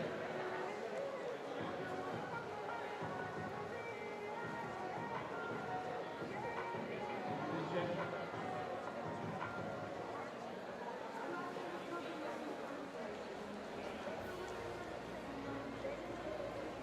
Yeah, the board is not official. I have the official result. In 5th place, from Santa Barbara, McKenna Bloom.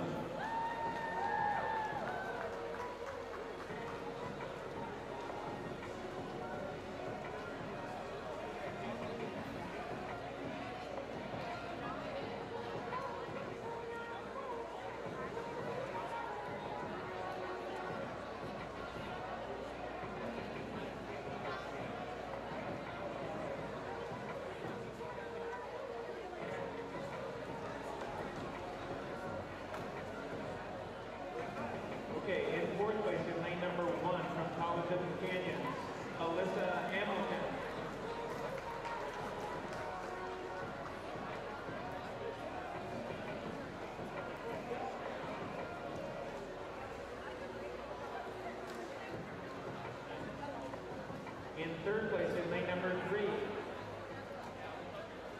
from Palomar, Alessandra Fleischman.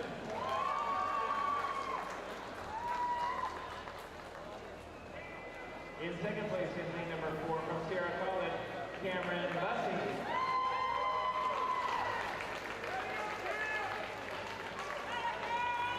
And your champion in the women's 100 freestyle swimming at 52.11 from El Camino College, Mia Park. That is her third win of the meet.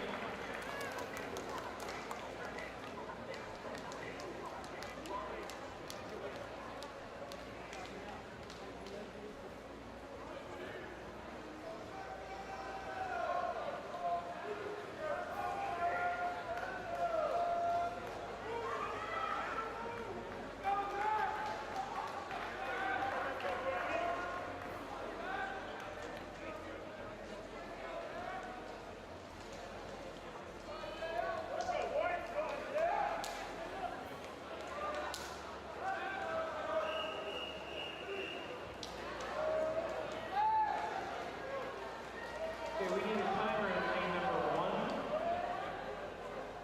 Timer in lane number 1. Next event for Fox is event 34. Men's 100-yard freestyle now coming up, and it's going to be another really, really quick one, Coach. We have quite the conundrum here for all the racers in the pool, but we will get into the lineup really quick. Jackson Bryson in lane number 1, Isaiah Huerta in lane number 2. Lane number 3 is Christopher Nehart. Lane number 4, Vincent Pogson. Lane number 5, Elijah De Vera. Lane number 6, Zachary Welch. Lane number 7, Jacob Fincel. And lane number 8, Nathan Snyder. This is a very, very close one as well, Coach. That battle for 9th place, don't want to lose it here. You have a lot to lose. That's right. How they compete in prelims matters for tonight. These guys in the B final will be competing for at most 9th place. And it's going to be a tight one. But this is a tight one. A lot of these guys at the top of this race, they were fighting for that heat number 2A final, and they were off by just like 0.1. It wasn't a very big difference. Into the end of this race, we're now in 3/4 of the way done, and the fight for first place is between Elijah De Vera and Vincent Pogson. That's lane number 3. Nope, lane number 3, Christopher Nehart. He's now making a break for the first place position. Is he going to be able to make it in time? It looks like Pogson is coming for him, but no, he will not get there in time. Christopher Nehart able to finish things off, and that will be a score of 45-7-8. Lane number 2, 46-22. Lane number 4, 46-22. Lane number 5 is third position, 46-44. Lane number 2, 46-66. Man, Coach, what do you think about that race? It's so hard to see any separation between these guys. Hey, much better than this morning for these guys. I know they wish they had done that this morning and qualified for this A final, but man, is this going to be competitive. That was very close. Coach, what is the difference between the leaders in the Heat 2 final and the guys who are maybe on the corners? You know, I had to do a little bit of math. It looks like 0.68 difference. Separates this entire field here. 0.68. This is anybody's race now. Yeah, I mean, blink and you're going to miss the finish here. I'm glad that we have touchpads so I don't have to call who wins. Yeah, back in the day, it was like you go on whoever the judge is, and then maybe the camera, if you could roll it back a couple frames. We used to have hand timers, and then there would be arguments about who timed correctly. Oh, yeah. Now let's use electronic timers. Yeah, much easier. All right, lane number 1, Iro Inoki from Santa Monica College. He's got a 46-33. Lane number 2, Mason Parker from Orange Coast College freshman. He's got a 46-25. In lane number 3, Alec Mortensen. He was the 200 IM winner from West Valley College. He's a 46-04. In lane number 5, Eric Yee from Mount San Antonio College. He's a freshman with a 45-76. In lane number 6, Sullivan Moore from Long Beach City College. He's a freshman with a 46-08. In lane number 7, Joshy Peters, a freshman from the College of the Sequoias, a 46-33. Jonah Grove in lane number 8 from a freshman from Sierra College. He's a 46-36. And, of course, lane number 4, Andrew Espinoza from Sierra College, sophomore, 45-6-8. The difference between the people in the ends and the people in the middle, 0.68. Coach, I'm excited for this. This is going to be a fast one.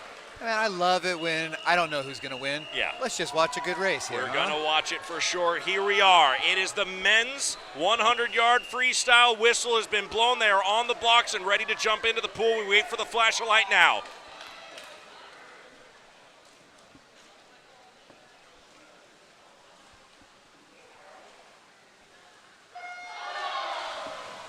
The horn buzzes. They are off and on the way. It is going to be a tight one, and we don't know who's going to have it here. The first turn in the first 50.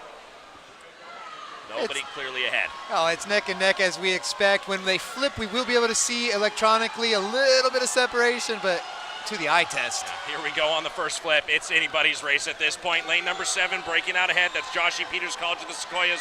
And look at that lane number 6. Sullivan Moore now making a break for the front, but you got to look at lane number 4. Andrew Espinoza. He's turned. It's now into the final 25. Here comes the most exciting part of this race. Lane number 7. Look at him go. Joshy Peters. He has the lead for now. He's got to hold on to it. He's got to win it. Takes it home.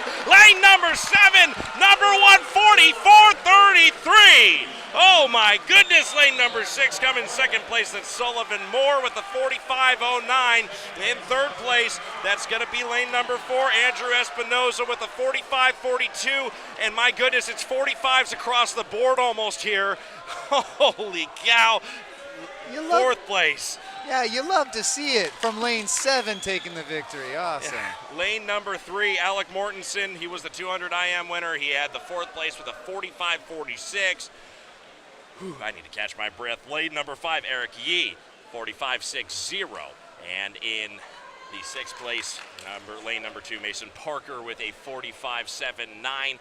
In lane number 8, 7th place is Jonah Grove with a 46.40. And in lane number 8, Hiro Inoki from in 8th place with a 46.46. I'm out of breath. Coach, that was a lot to say in 44 seconds. Fun race. When they're that tight, you know, being in lane 4 is a small advantage, but hey, we can see a winning race from any lane here. Well, that's what we said right before the race kicked off. This is anybody's race with a .68 difference. It's whoever brought their A game to that day, and goodness gracious, hats off to that lane number 7 winner, Joshy Peters. That is going to do it for the men's 100-yard freestyle. Event 34 is over. I'm going to take my piece of paper, Coach. Watch this. Gone. Down onto the table. It's official. We headed to event 35. It's the women 200-yard breaststroke. The state record is a 2:17.50. Maybe we might have a chance to see it, Coach. I'll let you talk about it in just a few moments here. We're going to take a quick break as they discuss the winners and the trophies and all the announcements for that. You're watching SoCal College Sports coverage of the 3C2A Men's and Women's Swim and Dive State Championship.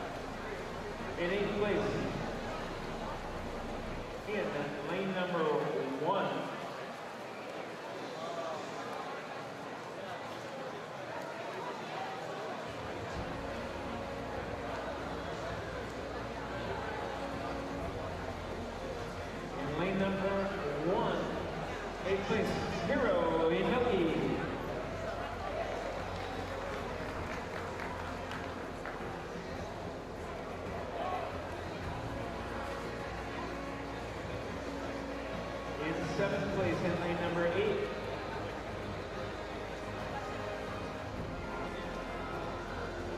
From Sierra College, Jonah Grove.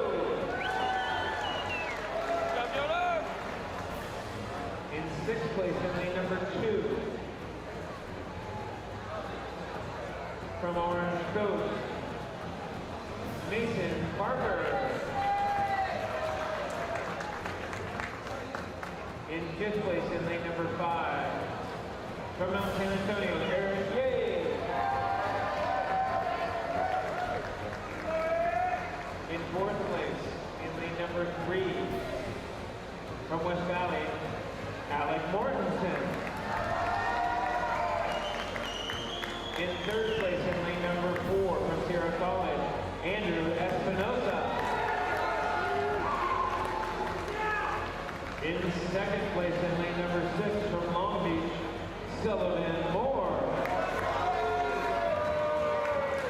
And your champion in the 100 freestyle, swimming a 44.33 from College of the Sequoia, Joshie Peter.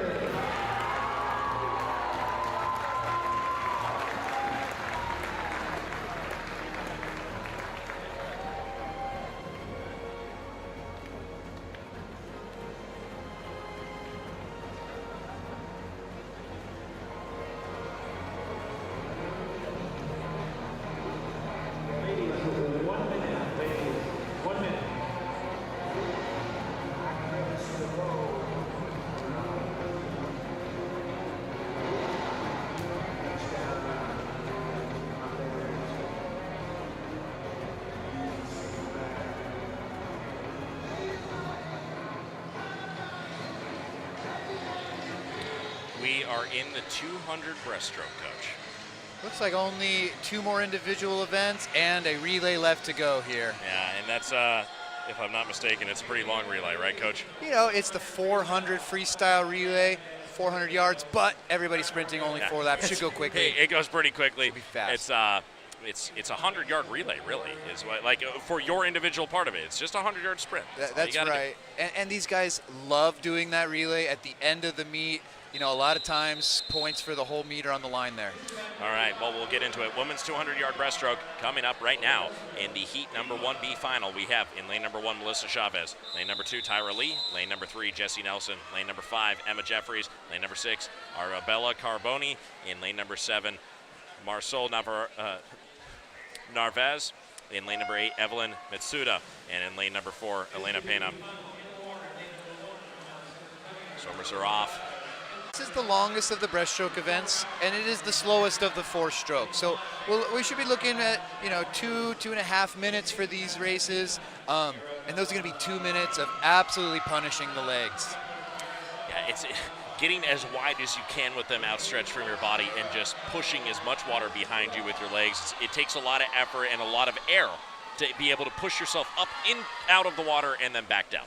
That's right, and you can imagine the effort that they're using with their legs is similar to doing a jump squat, maybe jumping in the air as high as you can. Unfortunately, they got to do that 8 laps straight, and maybe something like 10 to 12 strokes per lap. Oof. So something similar to doing 100 jump squats. Well, they are almost finished with the 100. We're almost halfway through with the 200.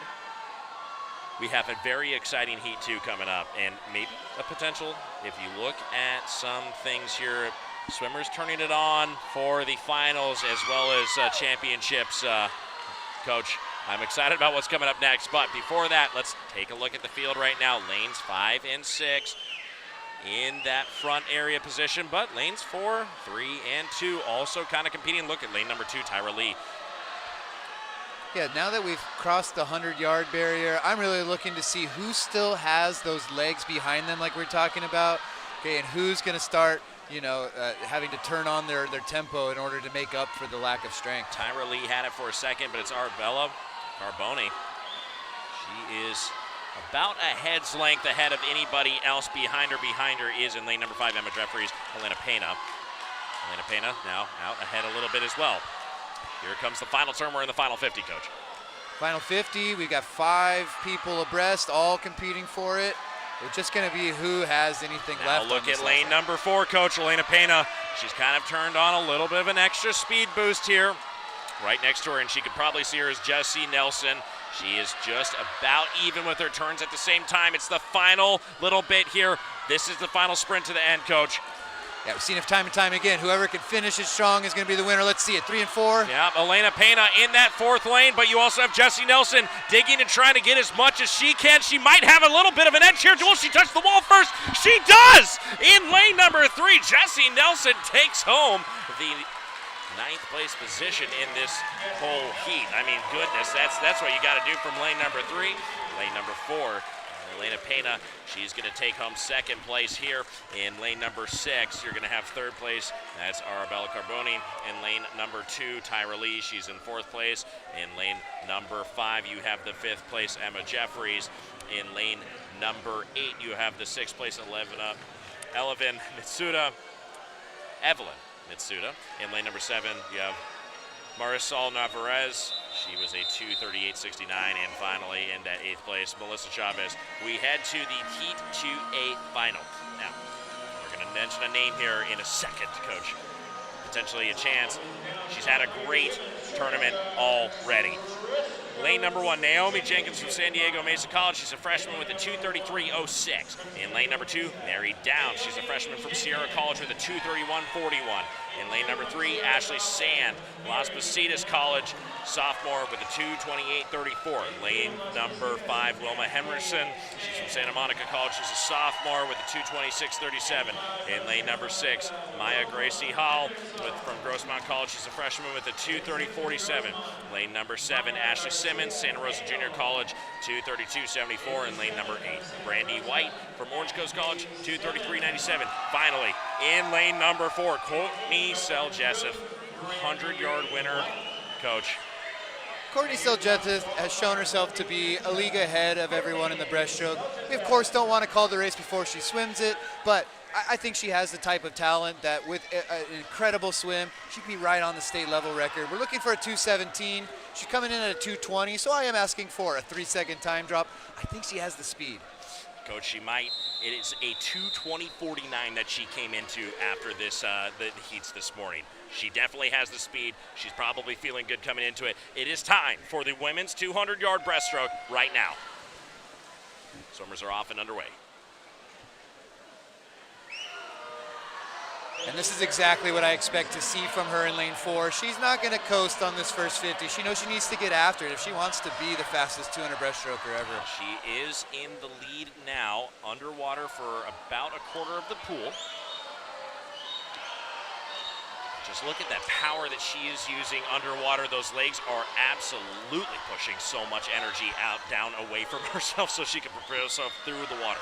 Lane 5 doing a really good job of just trying to keep up. Yeah, Wilma Henderson, she's shoulder to shoulder with her right now. And we did see her in the 100-yard breaststroke yesterday. She's obviously a fantastic breaststroker. I think she knows if she can keep up with lane 4, she's going to come away with her best time at least. Yeah, she's the next time down. She's a 2:26.37 this morning, but she is competing in that lane right now. But now look at Courtney Seljeseth. She is ahead now by probably a full body length at this time. And behind her is going to be Wilma Henderson, and then Maya Gracie Howell and Ashley Sand in lanes 6 and 3. We see them turn at 105.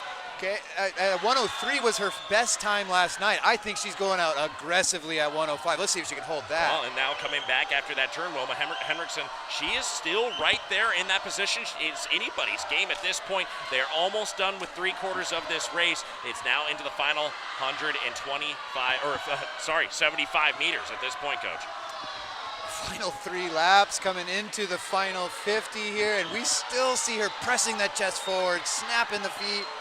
Oh, I love this swim from Courtney Seljeseth. Here comes the final 2 lengths of the pool, the final 50. Courtney Seljeseth, she is in first place. She's got a full body length ahead of Wilma Henderson. Behind Wilma Henderson, but just at her shoulders, is Ashley Sand. They're about shoulder lengths apart, as well as Maya Gracie Howell. That battle for second place is going to be pretty important here, as here comes the pressure. The final little bit as Courtney Seljeseth is working her way towards the glory. She's at 2:08 now. She has halfway of the pool to make. 7 seconds potentially for a state championship record, and here she comes into the final length.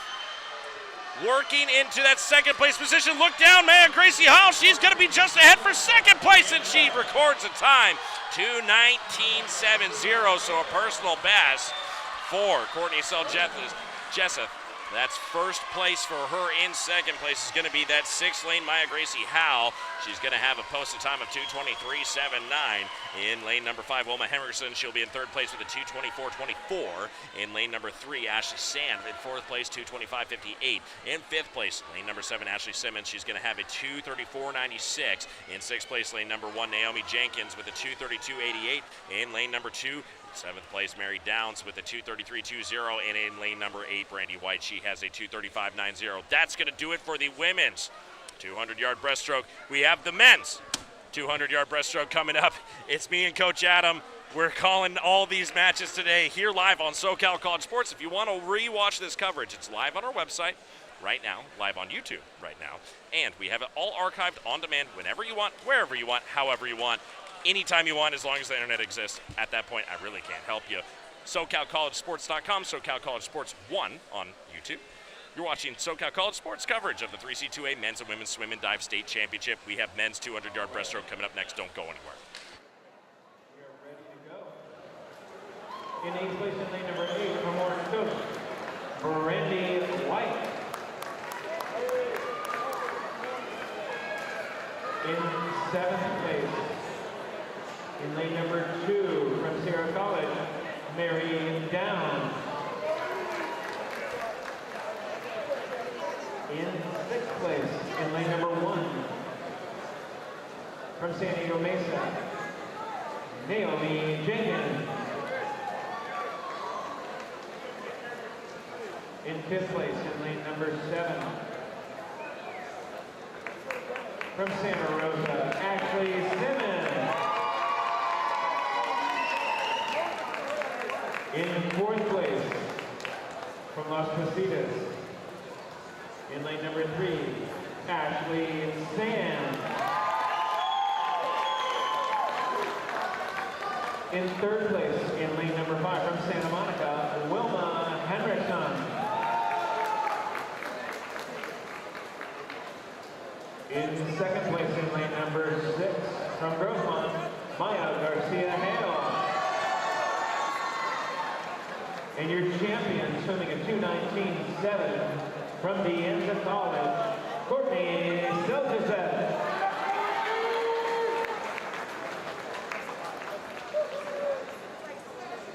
Brandon,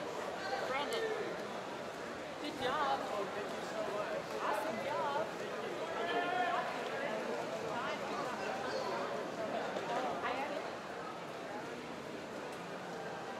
Good, very good about it, yeah.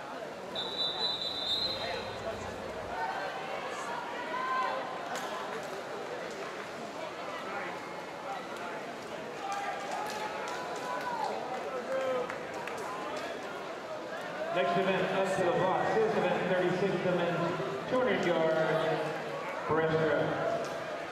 Men's 200-yard breaststroke coming up here really quickly. We got the Colin Gaines in lane number 1, Chase Campbell in lane number 2, Zach Fury in lane number 3, Andrew Lopez in lane number 5, Zachary O'Connor in lane number 6, Bradley McLaren in lane number 7, Soren Unajim in lane number 8, and in lane number 4, Kevin Sauce. They are off and into the water, and the B final is now underway here at East Los Angeles College.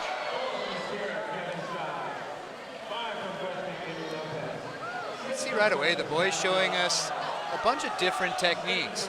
You can see in lane 2 and lane 4 a much longer, glidier stroke. And here in lane 8, coming out fast, we see a little bit more aggressive style.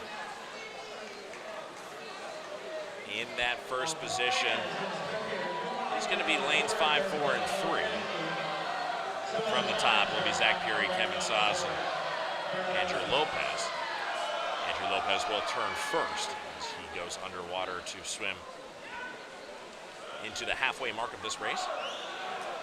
Absolutely loving the aggression of lane 8 here. There's certainly nothing to lose when you come into the B final ranked last. I mean, you can't go down from there. Soren Unhem, I think that's how you say his last name. Man, you are correct. Coach, look at him down at the bottom of this frame. He's the one right by that white-coated judge right there. And he's kind of locked in that battle right now if you look at lane number 5, Andrew Lopez. I think there's a good chance that he will not be able to hold that pace, but I think why not go after it and try to race with these guys? As we see, lane 5 has already taken over that top spot now. Coming into the last 50, lane 5, lane 4, and then the rest of the pack turn. Lane number 5, that's Andrew Lopez. He's with the lead right now, but looking to make maybe a move here is Kevin Saz. He's from Sierra College. Kevin Saz still got something left in the tank. Let's see him yeah. go off this wall with a great underwater. I don't know if his turn was the best. He might have been a little bit out of time, but he did have a good turn. He was out of the water for a little, or he was under the water for a little bit more. It looks like Kevin Saz has a little bit of an advantage here. They're moving towards the line marker in between them. Here he comes, Kevin Saz, right into the end of the wall, and he's going to post a time. First place. 2:10.15 in second place is going to be Andrew Lopez with a 2:11.04, and then in third place you're going to have Zachary O'Connor. He's in that 6th lane with a 2:11.16. In lane number 7 you'll have fourth place, that's Bradley McLaren, and a 2:14.72. In lane number 3, 5th place Zach Peary. Lane number 2, that's 6th place Chase Campbell. In lane number 8, that's 7th place Soren Idjem. And in lane number 1, Colin Gaines. He's in 8th place, 21:45.2. Well, now the fun begins for the men's. Heat number 2, the A final. In lane number 1, Ethan Merritt, freshman from Cuesta College. He's a 2:09.02. Number 2, Marcus Stedebuchner. He's from Mount San Antonio College. He's a freshman with a 2:06.32. In lane number 3, Declan Heinzen, from a freshman from Sierra College, 2:04.42. In lane number 5, Srbojlub Filipovic. I'm gonna have a tough one with this every single time I say it, but he is a gosh darn good swimmer, and I gotta say that he's not too far off of the leader here from Golden West South, sophomore, 2:02.70. In lane number 6, Zachary Zuhar Kerr from Las Positas College, 2:06.01. In lane number 7, Ezekiel Cardona from Merced College, 2:08.71. And in lane number 8, Gregory Tsiros from Sierra College, 2:09.72. The lane leader, lane number 4, Jake Reuter from Sierra College, 2:01.29. Notably, Filipovic in 5 was our 100 winner, and him and Jake Reuter in lane 4 are really kind of in a group of their own. I expect to see those two boys really battling out, and then maybe see the group behind them. See how they came prepared. Now that's 2 tough scores right next to each other. Coach, look at that state championship. The posted score is a 1:58.37. Maybe we might see an advantage. I know 3 seconds is quite a bit, but anything can happen tonight as well. Here we go. We are getting ready for the men's final 200-yard breaststroke. Here we go. Underwater, almost 3/4 of the length of the pool here. Hey, you'll notice lane 5 actually went past that red marker, which is only legal in the breaststroke. Taking advantage of it as he can. Filipovic, he is in first place for now. He is not out of the water just yet, and now taking a little bit of a lead is Jake Reuter. I think he has maybe just a millisecond advantage. Now they are turning almost evenly as they turn in. Look at lane number 3, that's Declan Heinzen. He is also moving towards that first place position. That is a 3-way tie, and there is, oh, look at the pressure coming in from lane number 2, Marcus Stottenbuchner. He is also in there, and lane number 6, Zachary Zuhar Kerr. This is a huge fight for this first place position, and I know for a fact, Coach, as we finish out the half of this race, this is only going to heat up as things go on any further. Lane number 4, Jake Reuter. He's now definitely in first place. His feet are basically where the heads of everybody else is in that line who's competing. Looks at lane number 5, Filipovic. He is definitely still sniffing, trying to find exactly if he can get an advantage on him. He's going to be important in making a good turn here. Lane number 3, Declan Heinzen is also in that hunt for first place. Reuter still fighting. It's like Reuter decided to make his move early. I love it. It's working so far. I don't know if anybody can catch him. Yeah, Reuter now improving on his time. He is now in the final 50 of this race. 6 lengths down, 2 to go. 2 to go. We still see great length on every stroke from the competitors, and now it's a race for second, honestly. Jake Reuter looks to be running away from it. Yeah, Jake Reuter makes the turn into the final 25, and here it comes. This is the race for second. You got Filipovic and Heinzen fighting for second place, and look at lane number 6 as well. Zuhar Kerr also looking to try and make things interesting here as they start pushing towards the final little bit here. Reuter is going to end up taking the 200-yard breaststroke. Here comes the men for second place, and I think it's going to be up to Declan Heinzen. He's going to have second place, and it is a matter of 0.3 of a second. Declan Heinzen with a 2:03.19, a 2 minutes flat 53 for first place for Reuter. Filipovic, he's in third place with a 2:03.41. And fourth place, you're going to have Zuhar Kerr in that sixth lane with a 2:04.13. In the second lane, Marcus Stadeberger, he's got a 2:04.41. In sixth place, lane number 7, Ezekiel Cardona with a 2:06.50. In lane number 1, Ethan Merritt, seventh place, 2:10.02. And in lane number 8, Gregory Tsiros, 2:10.04. Well, that's going to do it. I'm going to take the page, slap it down. We have one more individual event left, Coach. It is the 200-yard butterfly. Exciting action coming for you. It's the women's 200-yard butterfly up first. You're watching SoCal College Sports coverage of the 3C2A Men's and Women's Swim and Dive State Championship. From Sarah, Gregory Tsiros. In seventh, in lane number 1.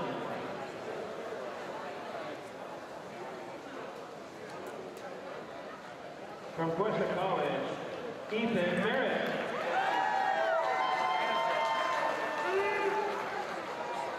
In sixth place, lane number 7. From Merced, Ezekiel Cardona.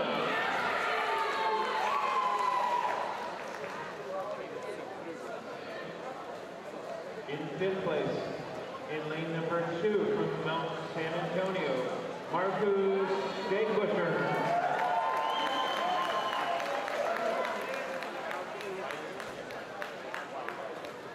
In fourth place, in lane number 6 from Las Positas, Zachary Sauerker.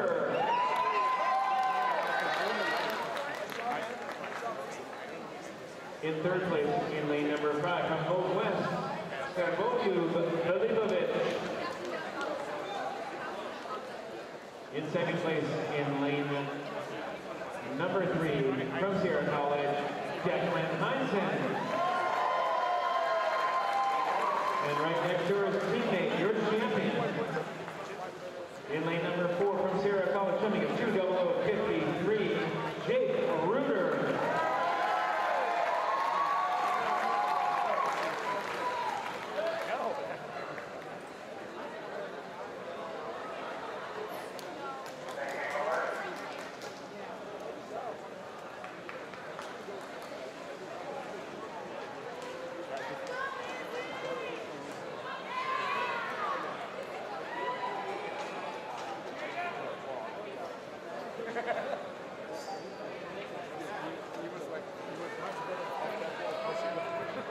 Next event up to the box is the women's 200-yard butterfly. Event number 37, it's the last individuals of the day, Coach. And they did not leave us an easy one, did they? No, they did not. The 200-yard butterfly. It's fast. It's crazy. There's arms and legs going all over the place. These swimmers might just fly off it and into the air, right? Is that how that works? If they go fast enough, let's see. Maybe. It's all about the technique. Now, lane number 1, Kristen Fiola, Marilyn Weaver in lane number 2, Gabrielle Minnow in lane number 3, Jada Brown in lane number 4, Annabella Starrar in lane number 5, Isabella Wilhelms in lane number 6, Megan Calcutt in lane number 7, and in the lane number 8, Jalen Rodriguez. We are off and underway. The swimmers doing their best to get things done here in the B final. 8 lengths of the most physically demanding stroke, and to put it at the very last event of the weekend, maybe a little bit cruel. But you know what? These athletes are conditioned to do this. It's almost sadistic, Coach. I swear. They do this intentionally, don't they? I kind of love it. Why not? Let's see what they're made of here. 200 fly gets away, and lane 4 with an absolutely beautiful, relaxed stroke. Jada Brown. Jada Brown. Yeah, and Gabrielle Minnow. Gabrielle Minnow, she's in that third lane as well. Look at that little battle just taking place right now as we work our way into the halfway mark of this race. Yeah, we always see the halfway mark tends to make like a little change in technique. So let's see who turns after this wall, maybe picks up the pace a little bit. Gosh, Jada Brown. Look at how much power she has on her shoulders. She's just reaching over and just grabs big old cups of water in her hands and just pushing them back behind her. What I'm looking for here is, we want to keep the hips coming up. As you get tired, we tend to lift our chest up higher and our hips fall down, but great butterflyers, you'll see them actively push their hips to the surface with every stroke. Jada Brown in that fourth lane, Gabrielle Minnow. She is in that third lane. Still right there at her hips, fighting for position. Look at lane number 5 now picking up some speed. Annabella Storrar into the final 50. Oh, you can almost feel their arms, how tired they are as they go to these last 2 laps. Unenviable. Oh, it is all gonna come down to this. Look at lane number 6. This is Isabella Wilhelm. She's kind of making a push here at the end. And lane number 7, Megan Calcutt, making a fight for the end. Now Jada Brown has made the final turn, and it's down to lane number 3, Gabriella Minnow. She is in that fight as well, right there at her feet. Who's got it? Who's going to be able to bring it home? And Jada Brown, she's in that first position. She's starting to break away. I think the other swimmers might be losing a little bit here. And Jada Brown hits the wall at 2:18 even. That's a 2-second, well, should I say 1 second and 62 millisecond improvement on the score of earlier today. Lane number 6, that's Isabella Wilhelm. She's in second place, 2:22.5. Lane 3, 2:21.94. And in lane number 5, Annabella Storrar, she's a 2:22.69. In lane number 6, lane number 1, in the 6th position, Kristen Fiola, 2:25.96. In lane number 2, Marilyn Weaver, she's a 2:28.15. And in lane number 8, Jalen Rodriguez, she's a 2:32.13. Okay, it is time for the women's 200-yard butterfly state championship. Heat number 2, it's the 8th final. In lane number 1, Carlina King from Diablo Valley College, she's a freshman, 2:17.94. In lane number 2, Stella Clarkson from Santa Rosa Junior College, she's a freshman, 2:15.73. In lane number 3, Sky Griffin, Diablo Valley College freshman, 2:13.54. In lane number 5, Emma. We're going to get this right. I'm going to get this right. Klimauskas. There we go. Klimauskas. Emma Klimauskas from Santa Monica College freshman. She's a 2:09.76. In lane number 6, that's Slava Holzhauser from Santa Rosa Junior College freshman.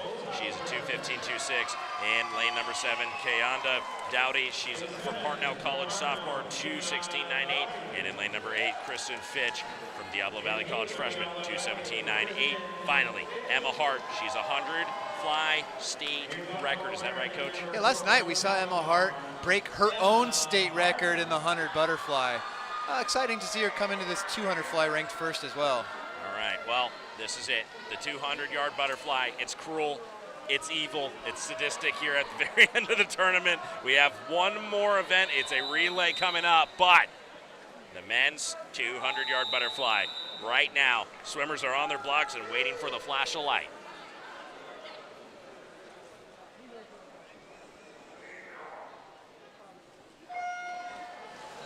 Swimmers are in the water.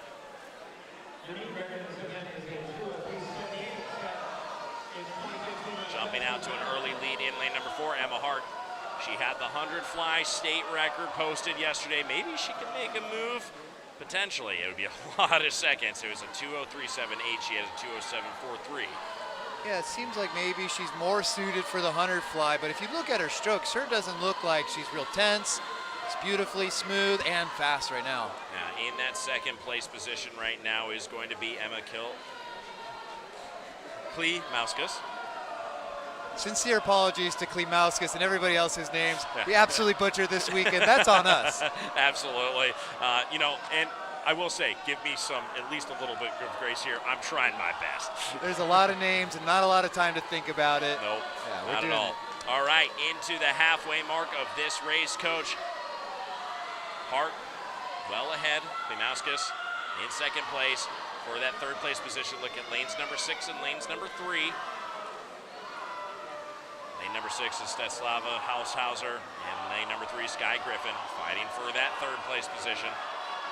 Still on her heels is Klimauskas. Emma Hart in first place now. It's the final quarter of this race coming up right now. That's right. Klimauskas swimming with a lot of heart right now. You can see her breathing every stroke. Her lungs have to be burning, but she's just trying to hold on to whatever she can of Emma Hart here. Coach, you're talking about her hips moving up in the water. She's pushing now. This is the final little bit of the race, and now you can see her. She's putting on that final effort. You have her teammates and coaches cheering her on. Emma Hart, she's fighting for that first place. It's the final turn coming up right now. Here she goes. Emma Hart into the final 25. It's going to be a quick race all the way to the end. She's got a little bit of a lead underwater there from Klimauskas. Klimauskas trying to pick up the pace, but she's going to be outdone by Emma Hart. Emma Hart all the way into the end. She's got a heck of a swim. Wow. 2:03.76. It could be a state record boring. That's what it is. That sure looks like a state record to me by .02, but hey, we're going to count that one. Yeah, it looks like .02. We have to wait for the official score, but oh my goodness, did she just do another state record? Shaves 3 full seconds off of her time earlier. Oh my goodness, Emma Klimauskas, she's in at second place, 2:07.16. In that 6th lane, Stanislava Holzhauser, she is in third place with a 2:11.37. In that 4th place, lane number 3, Sky Griffin, she is a 2:14.66. In that 5th place, lane number 7, Kayonda Dowdy from Hartnell College, she's got a 2:15.09. In lane number 1, that 6th place, Marlena King, Diablo Valley College, she's got a 2:15.92. In lane number 8, 7th place, Kristen Fitch from Diablo Valley College, she's a 2:20.49. And finally, in that 8th place position, lane number 2, Stella Clarkson with a 2:23.26. We are still waiting for the potential call of a state record being broken. Coach, do you think these timers are usually pretty good, right? You know, this is an electronic timing system, barring some sort of electronic failure. That should stand as the final time. An amazing swim. She was only about a minute on the first 100, which means her second 100 barely any slower. Yeah. Fantastic endurance. Yeah, and I wonder, too, also, you look at that race that was going on between lanes 4 and 5. Maybe Klimauskas helped her out. She put the pressure on right there in the final 50. She surely made it so that Emma Hart could not rest on her laurels there. She had to keep fighting, yeah. Well, the women's 200-yard butterfly over. I want to stay here for a second because I want to hear if this is the state record being broken. 2 in the same weekend for the same girl? Gosh, dang. 3 if you count the fact that she broke the state record in the 100 like twice yesterday. Yeah, she broke it in the prelims and broke it in the national championship. Goodness. What a day this is. Yeah, we've been blessed to see some record-breaking swims this tournament. Coach, I think I can speak for the both of us. We've had smiles on our faces pretty much this entire time. It's been so exciting, hasn't it? We are still waiting for the official call. I'll go to my golf commentary now for this. From Hartnell, Water beautifully moving across the lanes, painted with the green and white to show the difference between lanes 1 through 8. in 4th place in lane number 3 from Everybody Diablo Valley. is just so happy to be standing by the side of the pool. Sky Griffin. Sky Griffin. Her name has been announced. In 3rd, lane number She was 6, 4th place today. And From now 3rd Santa place Rosa. from that 6th lane. Stanislava Holzhauser. Holzhauser. Here we go. It's down to the final 2 positions. Sunbeams drifting down. In along 2nd the place, lane leaves number and the 5 trees from in the Santa back. Monica. Paint such a picture. All right, here we go. This is it. The moment we've been Your waiting for. champion from Palomar, swimming a new state meet record, 2:03.76, lowering the mark by 2/100. Palomar's Emma Hart. And Emma Hart officially now has broken a third record of the year for herself. And that brings down the state record from a 2:03.78 to a 2:03.76. We're not even, I think, going to take a break here. We're right into the men's. Coach, we don't need to take breaks. No, let's just go right on into it, huh? Let's finish this thing.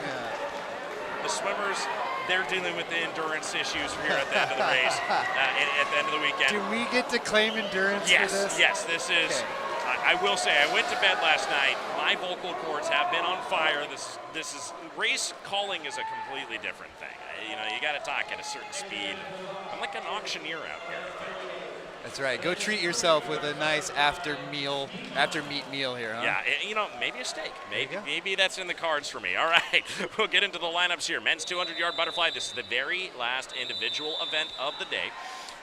We have Kobe Hurtado in the first lane. Lane number 2, Wesley Sum. Lane number 3, Gerardo Garcia. Lane number 5, Ryan Lacaste. Lane number 6, Seth Rollins. Lane number 7, Jacob Thulian.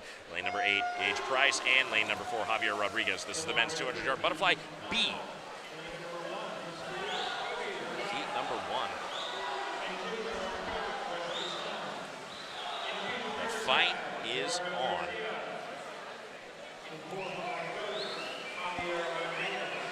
First 50, not much to separate the pack, which that's pretty standard in the 200. A lot of times they'll just maybe like set a pace for 100 and then really turn it on that third 50. I'm looking in lanes number 5.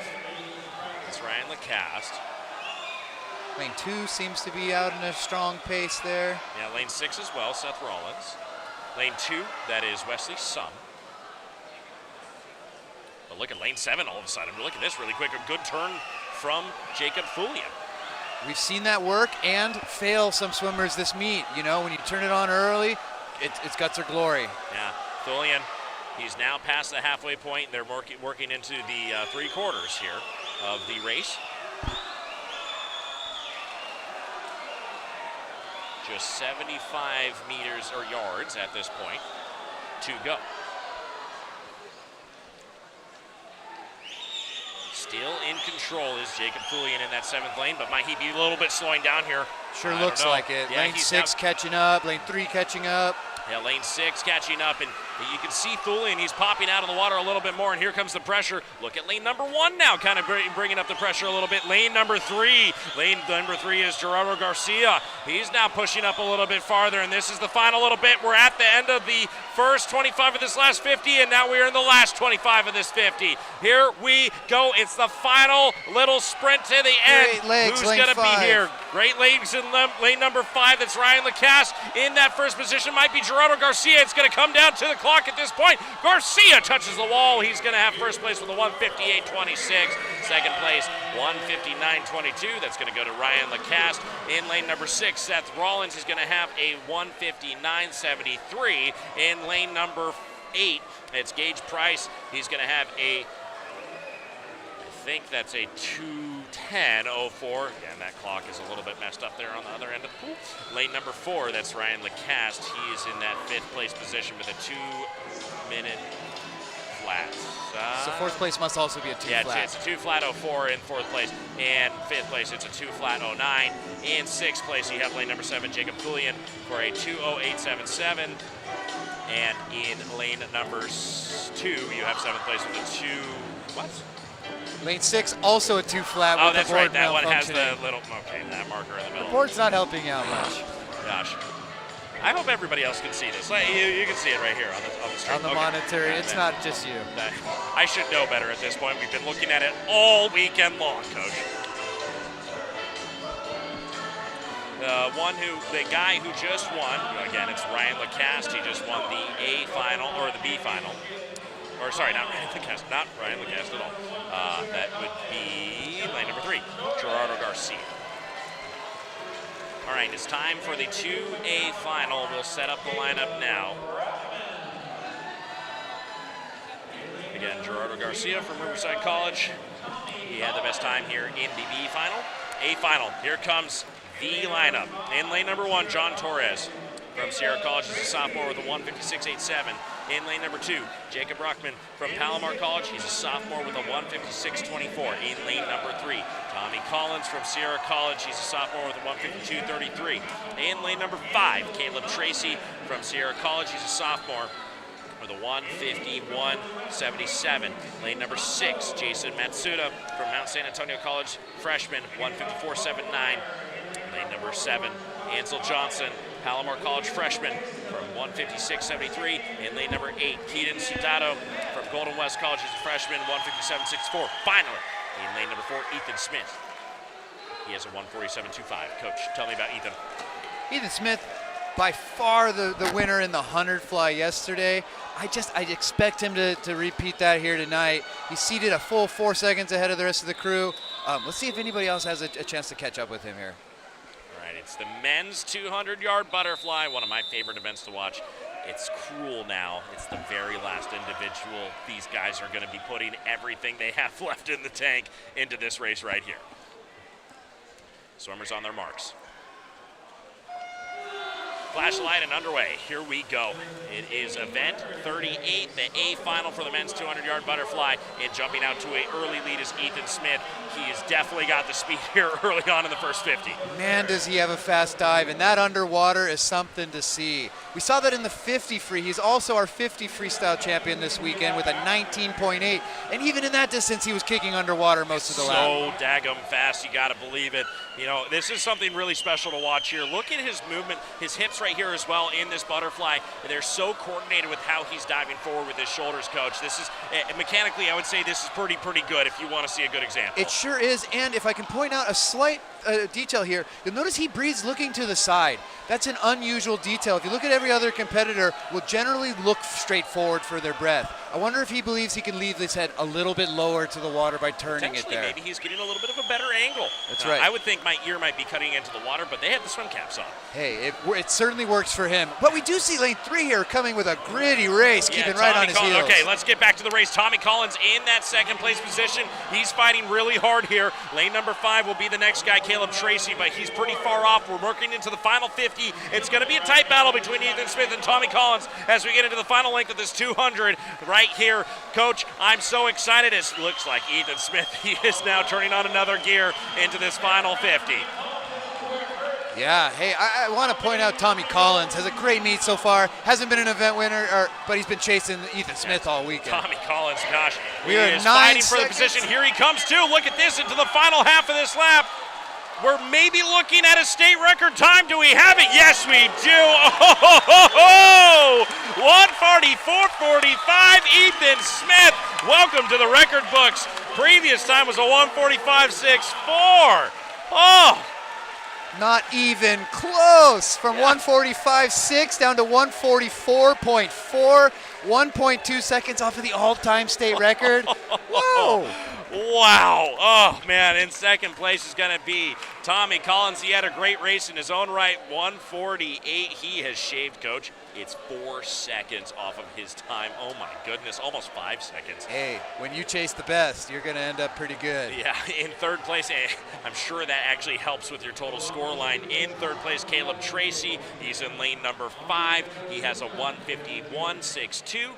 And now in lane number 2, he's going to be in fourth place, Jacob Rockman. He had a 1:54.20 in lane number 6. In fifth place is Jason Matsuda from San Antonio College. He's a 1:55.78. Now in lane number 1, in sixth place, John Torres. He had a 1:57.20. In lane number 7, Ansel Johnson. He's going to be a 1:59.90. And finally, lane number 8, in 8th place, Keaton Sutato. He's at 1:59.07. Coach, we're done with the individual events. It's all down to the relays. We have a little bit of a break. We're going to take it while we can because it's the women's 400-yard freestyle relay coming up. You're watching SoCal College Sports coverage of the 3C2A Men's and Women's State Championship.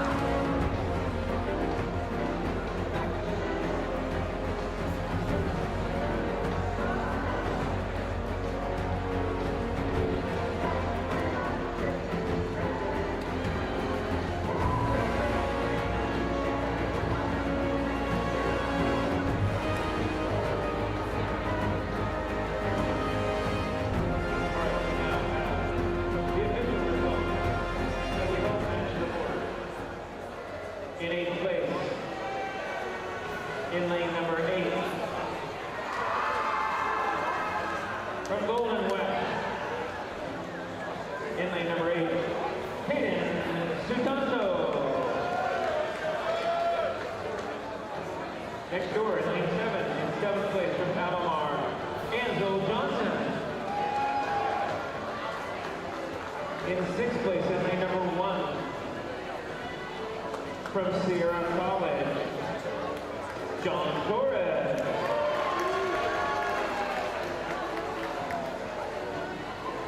In 5th place in lane number 6, from Mount San Antonio, Jason Matsuda. In 4th place in lane number 2, from Palomar, Jacob Rockman. In 3rd place in lane number 5, from Sierra College, Caleb Tracy. In 2nd place in lane number 3, from Sierra College, Tommy Collins.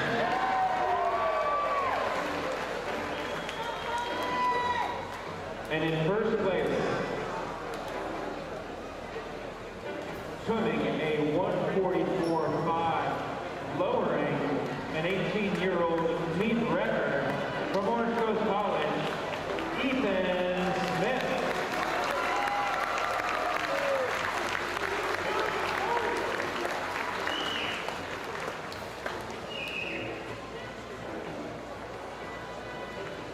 Can the Pasadena City College coach please come to the admin desk?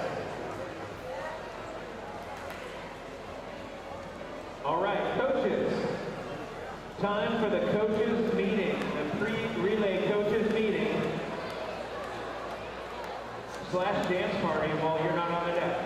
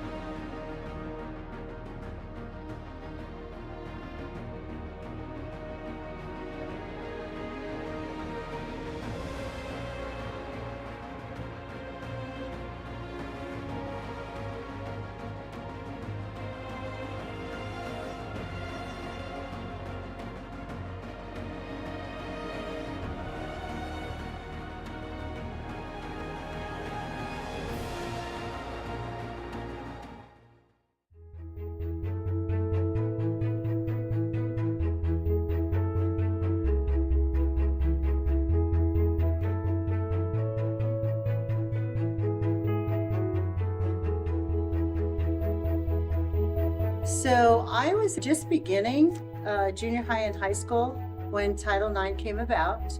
And I remember the opportunities for my brother, my older brother, but there were no opportunities for my sister and I outside of school. In those days, we went and changed into these ridiculous one-piece shorts outfits if you were a girl. I remember we wore the jumpsuits. We didn't really feel like athletics.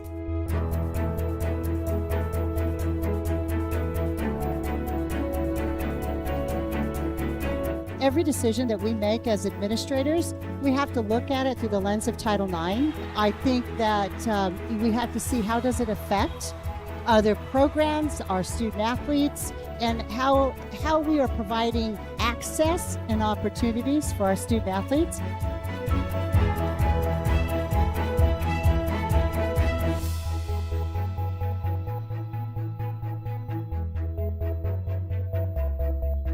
You see a lot of athletes, male and female, who haven't yet peaked when they're in high school. You know, they may have been doing soccer, either at school, club soccer, whatever it is, whatever sport it is. They may not be good enough to have been recruited right into a D1, 2, or 3 school. They still want to compete. They may or may not think they have an opportunity to go to a 4-year after that. But what they know is that athletics is really important to them, and they want one last chance.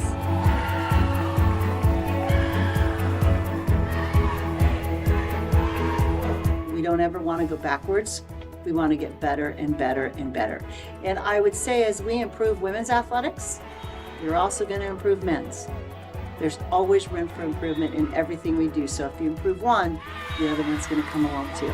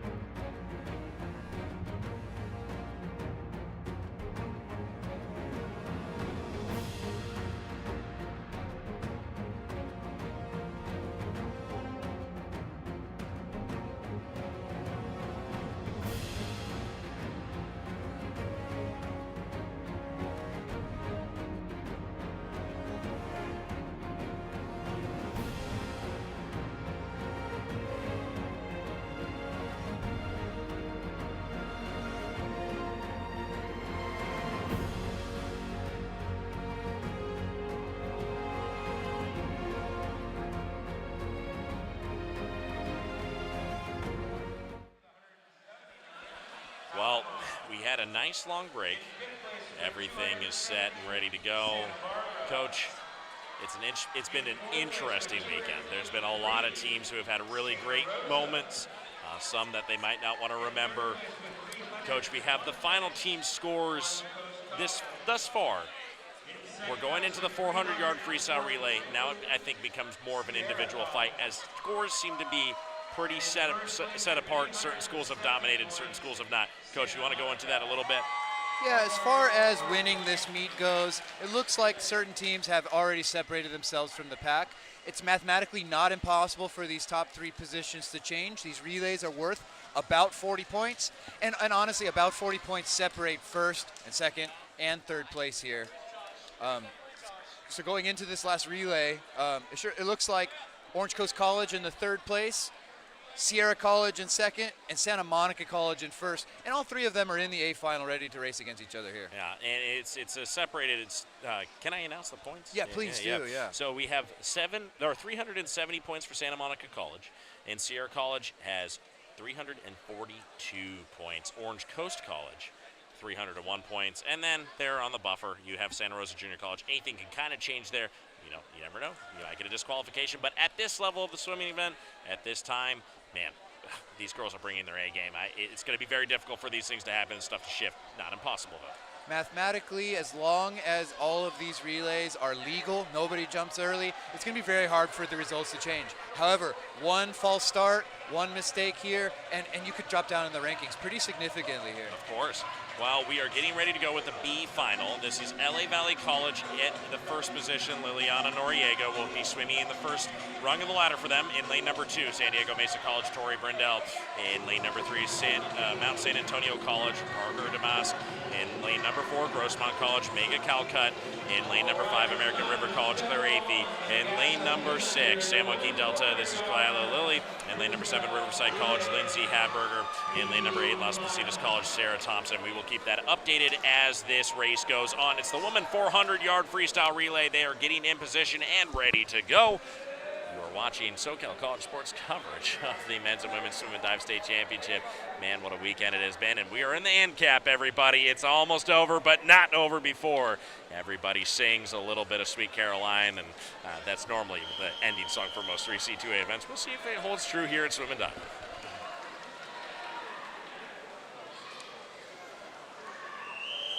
Swimmers will be on their marks here in a second.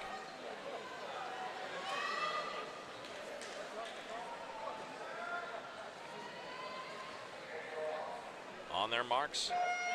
The B final is now underway. It is broken down into basically 4 100-yard sprints. That's right. Each competitor only has 4 lengths and nothing left this weekend. They're going to just go. Yeah. Right? They're just going to sprint this.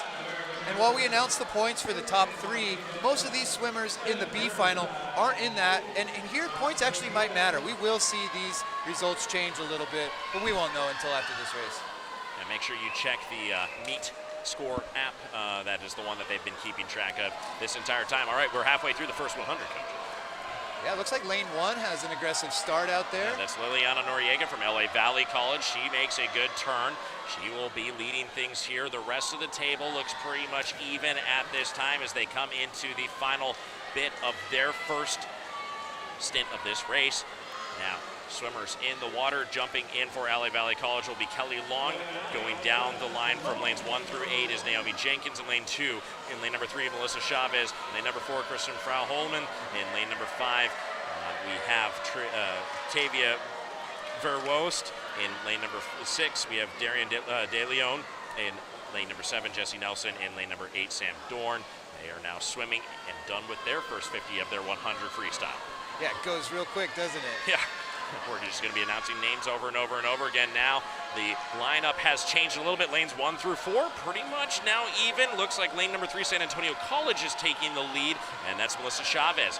She is pushing, trying to get as much water as she can behind her body so that she can put herself in a good position to get her next teammate to hop in the water, and that'll be Lexis Bratton, who will be jumping in for her team at San Antonio College.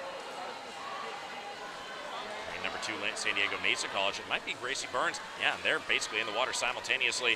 Now along the lines from the top to bottom, Lisa Gorelek, Gracie Burns, Lexus Brayton, Breton, Michelia Cuff, Tyan Barbish, Anna De La Garza, Grace Dean, and Ashley Sand, who are in the water now. And look at that, just the end of the pool over there. That's where the battle is going on. It's lanes 2 and 3.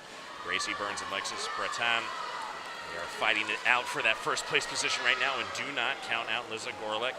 She is a very strong swimmer, has been so far this tournament as well. And you know, the standard strategy would be to put your anchor leg, the fourth leg, as your strongest swimmer. So we could see a big catch up here in lane 4 as well. Now, what is going on in the other lanes? I mean, anything is possible at this point. It is the final stint of this race. The 400-yard freestyle relay comes down to a 100-yard sprint for the anchors here. In the water first is going to be Mount San Antonio College. In the water second, LA Valley. It's going to be a tough battle, and San Diego Mesa College, should I say, is the second one in. It's Kara Fremont, Kylie Knight, and Mason Dorsey there on the end of the pool. Maya Gracie Howe, Casey Ross, and Madison Rishwain for 4, 5, and 6. 7 and 8 is Lauren Loffelmacher and Jaime Helm. And this battle is heating up here. Look at lane number 3. That's Madison Dorsey as she's digging, trying to get into the end of her first 50. It's the final bit of this race as things will start to heat up. Kaylee Knight and Madison Dorsey, they're locked in a battle, but look now, lane number 5 is starting to heat up a little bit. That's American River College's Casey Ross, as she's kind of coming for the gold here as well.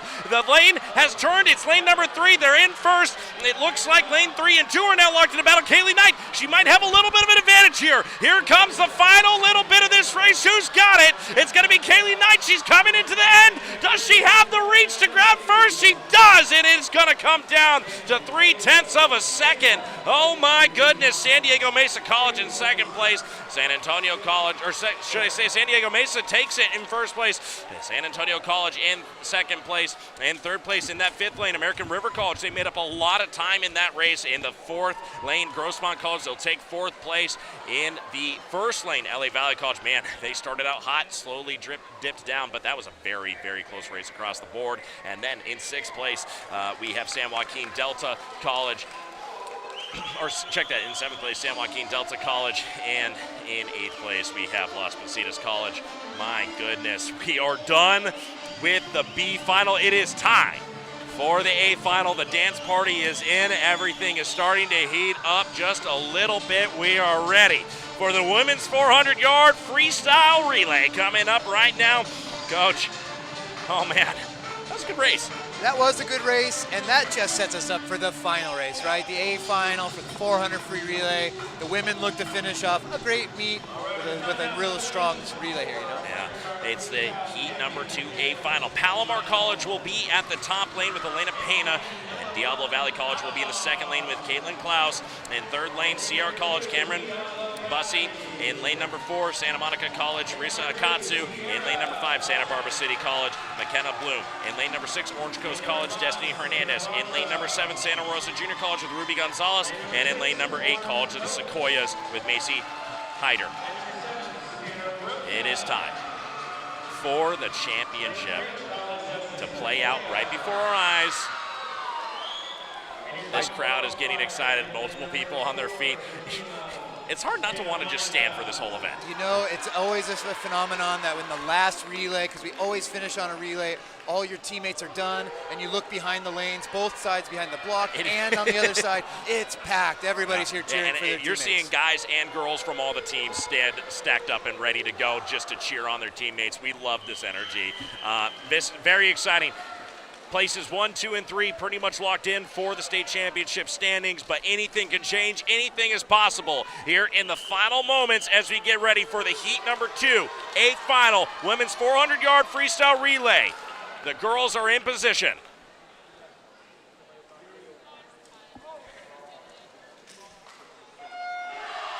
Lights out and away we go. It is the beginning of the first 100 yards of this 400 yards.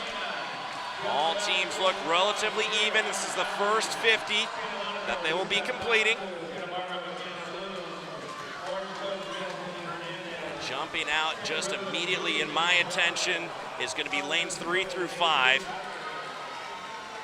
Sierra College, Santa Monica College, and Santa Barbara City College And look at this, lane number 7 starting to make a move here in the second half of her 100. And that's going to be Santa Rosa Junior College Ruby Gonzalez. She's digging for a lot of speed here as we get into the final 25, and the new swimmers are up on the blocks. We'll have the transitions and changes here in just a moment. But look at lane number 3, now the speed coming from Cameron Bussey in lane number 3 from Sierra College. It is a heavy race, and things are heating up here. Lane 3, lane 4, lane 5, and lane 7 now into the water. It is from the top down to the bottom. We have Charlize Moltier, Kristen Fitch, Sage Cruz, Reva Rayner, Marilyn Weaver, Brandy White, Stanislava Holhauser, and Alsuma Ayon.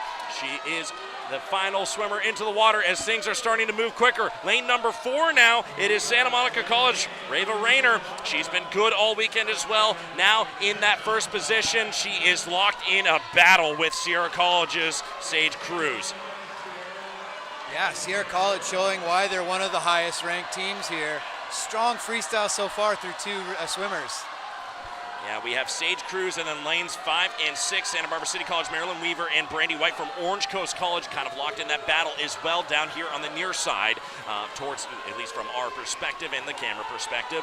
And look at this, 3rd swimmer now in the water, and things are now heating up as we get to the 3rd rung of this race. Emma Hart, Mary Kate Young, Evelyn Mitsuda, Emma Klimauskas, Isabella Orlando, Brooke Munoz, Ashley Simmons, and Sophia Mora. They are now in the water. This is the 3rd stint of this race, and we are almost halfway through of the 3rd stint. Yeah, Santa Monica College leaving no doubt that they want to be the champions here. They started this race in first. They want to end it in first too. Emma Klimauskas, she is way ahead at this point, making a statement. That 2nd place position is Santa Barbara City College, Isabella Orlando.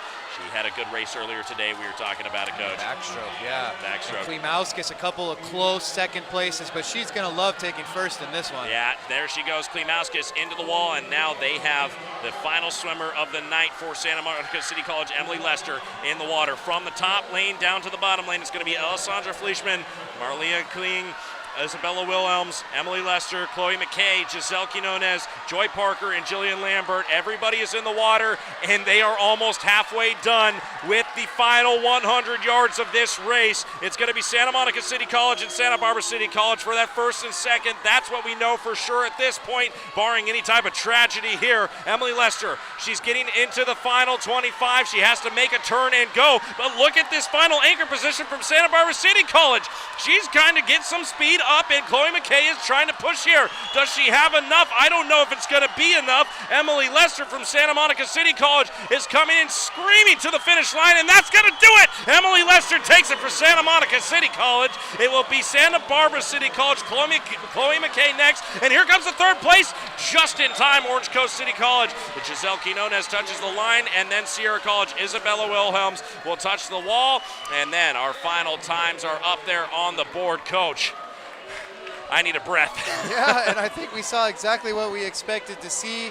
Santa Monica College, dominant throughout the weekend. They finish it up right there and show us why they are going to be state champions this year. We have the men's final coming up next, Coach. Oh, they show us why they're champions. Okay, how does that really change things here, Coach D? Do you see anything drastic that might have happened? No, I think honestly they wrote their story throughout the 3 days here. By the time that it got to this last relay, it was really just putting the wrapper on it. But I love that they came out aggressively. Right? It looks like a brand new time drop for them. Overall, can't complain about that meet if you're Santa Monica College. Oh, you cannot. Santa Monica College, they are known from their swim program. They have been, I mean, how could you not be being right there on the beach, practically, that university, or that college. Really great location if you want to be looking at prospective swim programs. All the colleges here that are represented, really great pools, really great swim programs. The 3C2A just does such a great job of making a great atmosphere for athletes to come and play. Right, for the junior college conference, these are some fantastically talented athletes, and the venue here, you can't ask for too much better. No, it's been a beautiful place to come watch this event. I have to say, it's going to be in the north next year, but man, if you have an opportunity to ever come see an event here at East Los Angeles College, man, this is a place to come watch a swim event or just get a workout at. I don't know if they have free swims ever, but Gosh. If they do, come enjoy these wide open doors. The breeze flows in here. It's actually pretty nice for an indoor pool. Yeah, I mean, you'd figure it'd be super, super humid considering that it's indoor, but they have these nice big fans blowing the air around. I mean, gosh, it's been a good weekend, 3 days here, but we are happy to finally get towards the end. It's the men's 400-yard freestyle relay coming up next. You're watching SoCal College Sports coverage of the 3C2A men's and women's swim and dive state championship. In fourth place is lane number 3, Sierra Collins.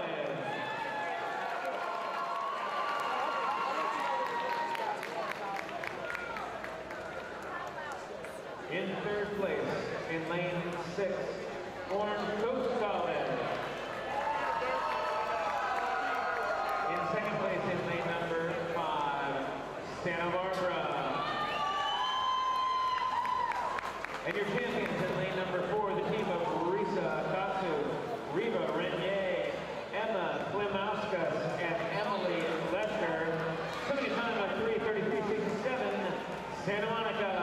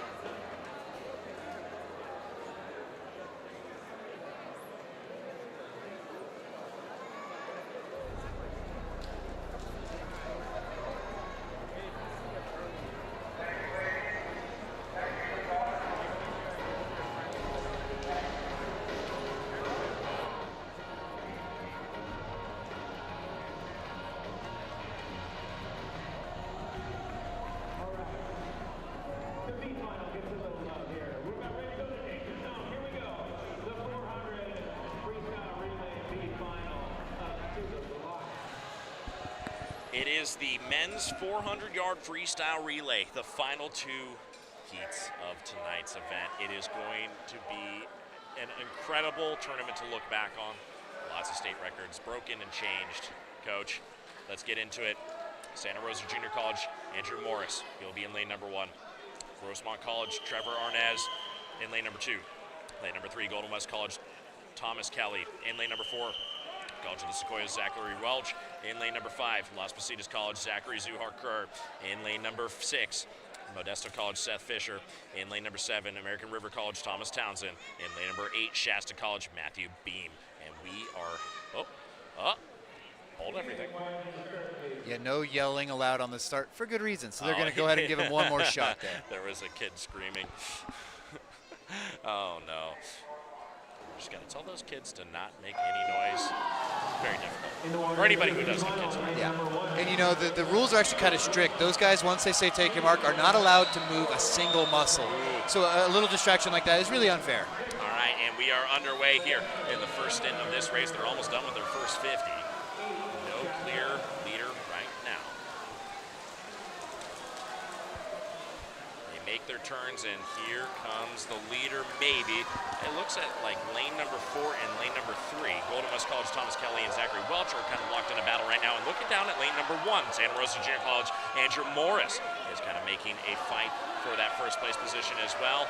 It's been a long weekend. These legs are going to be tired. Just a couple meters more and you are done for your weekend. Swimmers are in the water. Lane number 3 is the one who finished first. We'll go from top to bottom. It's Grayson McCaw, Ryan Beery, Keaton Sutano, Caleb Feltzer, Ross Brown, Tanner Clayton, Cove Pena, and Bradley McLaren. That's who's in the water now, currently top to bottom. Just remember, I'm not announcing an order of who's in first place or second place, but look at this lane number 3, continuing to keep that first place, Keaton Sutando. Golden West College in lane 3, you know, they came out right ahead of everybody, but lane 1, you know, out there in the outside lane, really doing a good job of holding on to their lead. Sutando Holding on to his lead. The swimmers are up on their blocks and ready to dive in here for the next stint of this race. This is the third stint of the race. Golden West College, or Grossmont College, Golden West College in the water again, top to bottom. It's Juan Madrill, Eli Moore, Eamon Hennessy, Mark Mariquin, Ryan Rodosco, Chandler Neal, Vincent Pogson, and Ken Klinger in the water now. Golden West still in that position. Look at lane number 5 now. That's Los Positas College, Ryan Rodosco. He's in fighting for that position. Lane number 7, American River College as well. That's Cove Pena. They make the turn, head for the final stint of this 400. Just 125 yards in between these teams and the end. Final swimmers in the water, and lane 5 is now in the lead. It's Las Positas College's Steve O'Ragetz. And from the top down, it's Dante Martinez, Nathan Snyder, Phil Povich, Joshy Peters, Steve O'Ragetz, Dylan Zador, Caleb Lynch, and Jacob Thulian. If you remember Joshy Peters, our 100 winner, we should look for him to maybe creep up here a little bit. Joshy Peters, can he do it? They are in that 4th position, and look at that.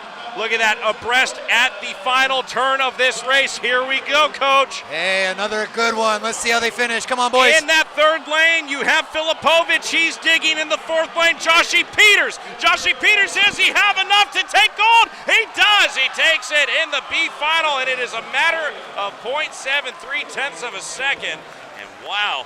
So first place would go to College of the Sequoias. The 4th lane does pull it out. Then Golden West College in 2nd place. Then Las Positas College, they were the 5th lane. That makes sense in our scorecard. Lane number 7, American River College. They will be that 4th place with a 3:18.31 in that 5th place position. Lane number 6, Modesto College with a 3:11.82. In that 7th place, lane number 1, Santa Rosa Junior College, 3:13.89. And in 8th place, the final score is a 3:36.14, or 3:16.14. Got it. Hey, you know, you see the value of putting your anchor, the fastest swimmer last. Joshy Peters came from a couple seconds behind. Yeah, he's the freestyle champion today. Okay, the entire weekend comes down to this. Coach, the total men's team score is not going to really make a huge difference. Maybe that battle for 3rd place, Las Positas College and Golden West, but they just swam a moment ago. Really, nothing can change too big here as we have the scores as it stands. 678 Sierra College, Orange Coast College 462, and then Las Positas or Mount San Antonio College 286. Right now, this is Palomar College in lane number 1 with Kevin Bernia. In lane number 2, Riverside College, Elijah De Vera. In lane number 3, Mount San Antonio College, Eric Yee. In lane number 4, Sierra College, Evan Terry. In lane number 5, West Valley College, Jacob Hatch. Lane number 6, Orange Coast College, Ethan Smith. In lane number 7, Cuesta College, Stash Perry. And in lane number 8, Long Beach City College, Sullivan Moore. Look at that lane number 4, Sierra College starting out with Evan Terry. Evan Terry had an incredible meet. In lane number 6, we've got Ethan Smith, who just broke the 200 butterfly record. Yeah, hey, looking at the points, Sierra College, 200 points ahead of 2nd place. 2nd place, Orange Coast College, 200 points ahead of 3rd place. The points here are not what we're fighting for, but there's a lot of pride on the line to win this last race. Absolutely. This is the last impression anybody has of the weekend. Everybody on their feet here. The rails are lined. All eyes on the pool as we get ready for the men's 400-yard freestyle relay and the Heat 2A final. It is time for swimming here in East Los Angeles College. Let's bring her home. The final race. Everybody's set and ready to go. Nobody wants anything more than winning this final race. The final time to beat state record is 3 minutes, 0.62. Coach, I see you writing things down. Anything's possible here. You know, listen, when you're the first swimmer, your time counts. And I see Ethan Smith in lane 6. I don't want to count him out from breaking the 100 freestyle record at 43.83. I don't know. Yeah, that's a big record to break. Hey, potentially anything can happen. Orange Coast College, one of those powerhouse schools from this level. Swimmers are off and away. Here we go. It is the final race of the evening. Swimmers digging, swimming hard. Look at that lane number 6. And you were right, Coach. What an eye, Ethan Smith. He's out to the lead right now, and he was coasting about halfway through his lane. He's almost halfway done with his 100-yard sprint. Let's see what he flips at here at 20.6. He is really gunning for that. He's almost a second ahead of the next guy in the line, just a tenth off of a second. Yeah. And now look in lane number 4 as well, Sierra College, Evan Thierry. He's also been excellent this weekend. They are kind of going head-to-head here. Next lane over is Mount San Antonio College, Eric Yee. He is in the fight as well, but look at Ethan Smith break away here. He's going to give his team a great chance here. Oh, he got it. 43.58 for that line. Now, in the pool right now, Ajay Ahuja and Marius Mora, Matthew Neo, Jake Reuter, Mario Alamarza, Dane Howell, Trey Aid, and Tony Montez. They're in the pool now. They're almost halfway done as I am completely done reading their line.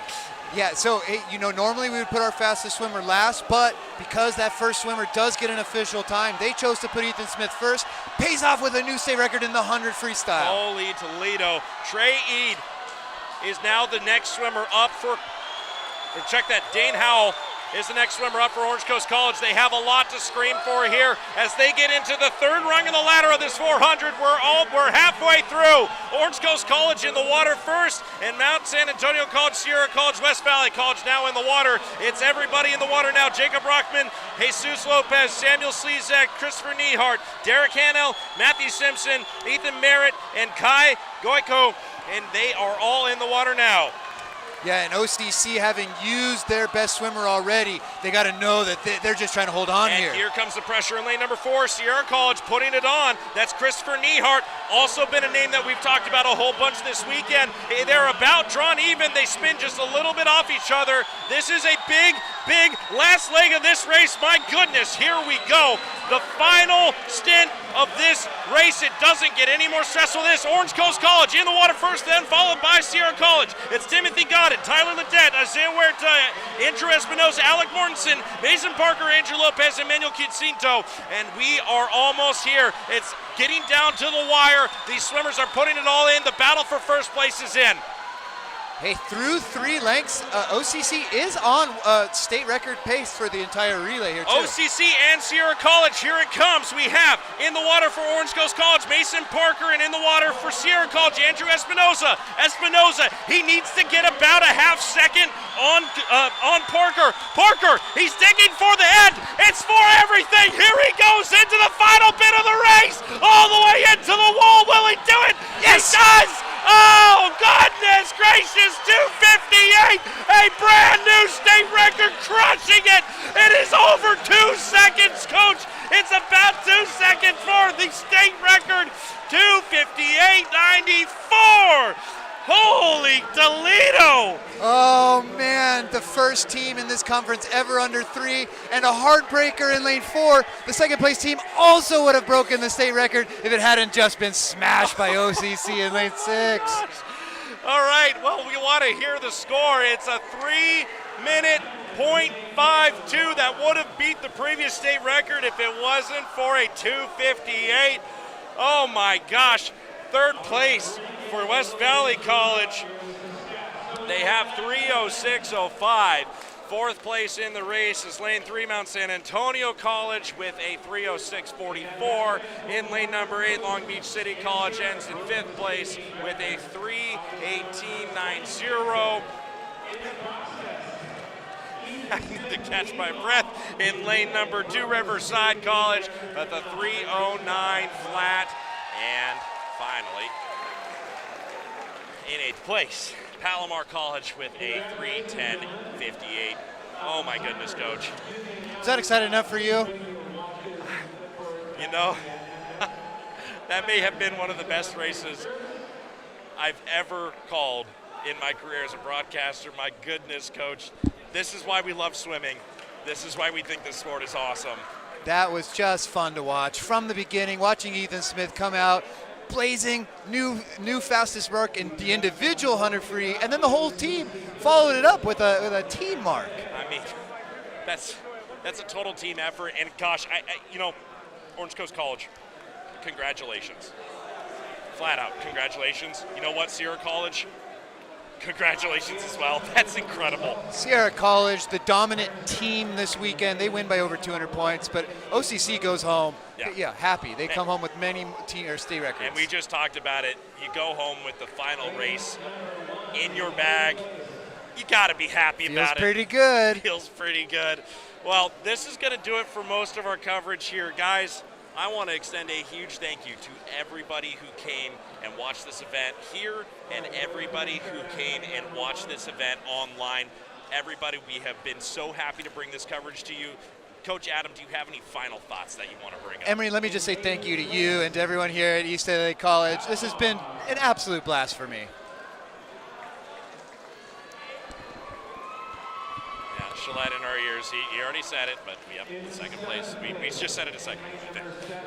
Second place would have also broken the state record. Go ahead, Coach. Yeah, that's all I had to say.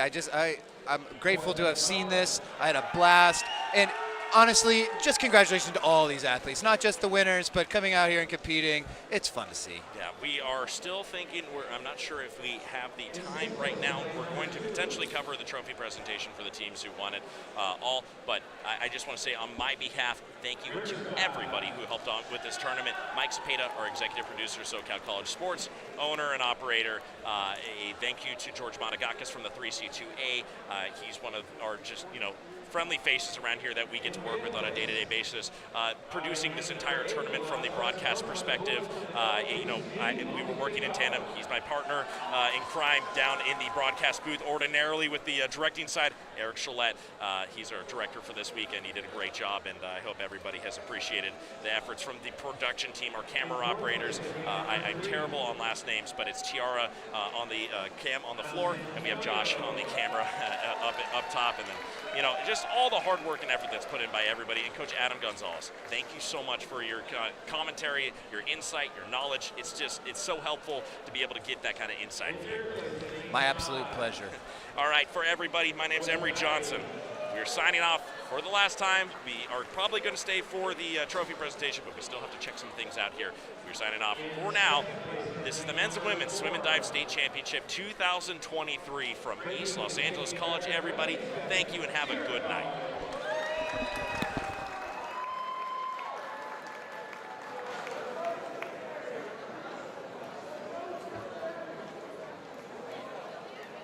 And your four freestyle relay champions breaking the old state meet record by over a second.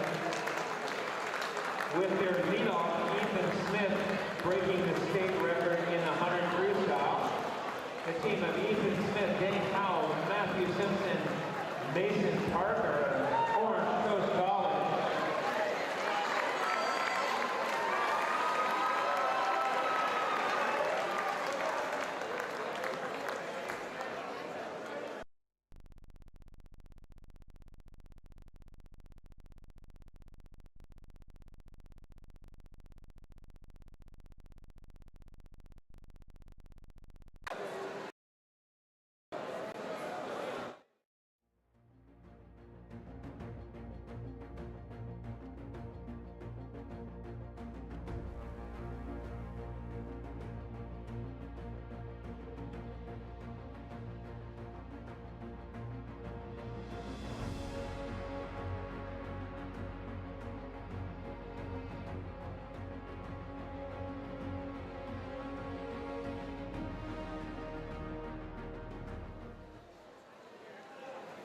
Stand by, we're going to give away a couple of awards before the team award. There you go, we're ready.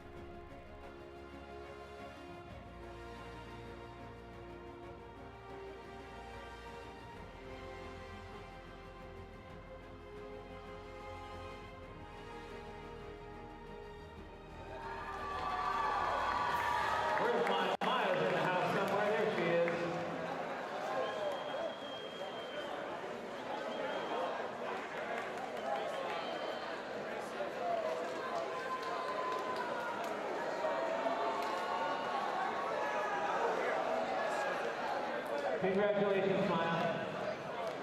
Nice picture.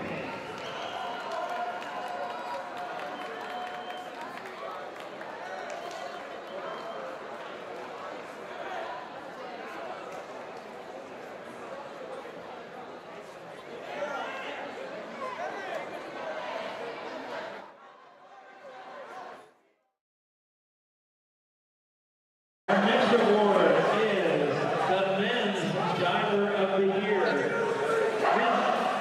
Men's Diver of the Year comes from Palomar, and his name is Donovan Taylor.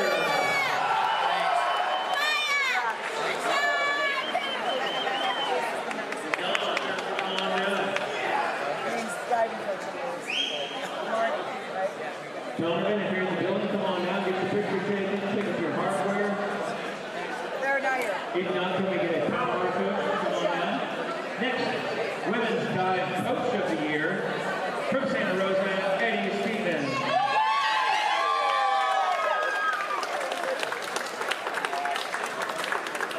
Thanks, Coach. Thank you very much. Hey, Diver, get in here. Get in here. There we go. Get in there, Emily. Emily, get in there too. Get in here. 1, 2, 3. One more. 1, 2, 3. Okay, this way, this way. Diving Coach of the Year from Palomar, Moni Yang.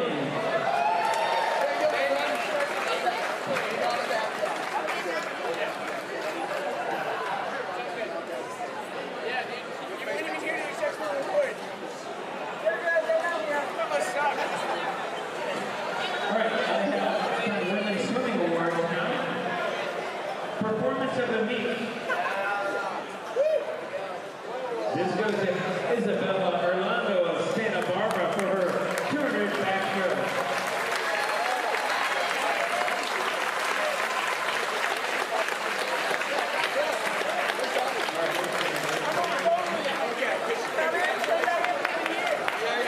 Way to go, Donnie! Take it from you, Philip. See you later. Is Isabella coming? All right, is Isabella coming down? Okay, she's coming. Santa Barbara? Thank you.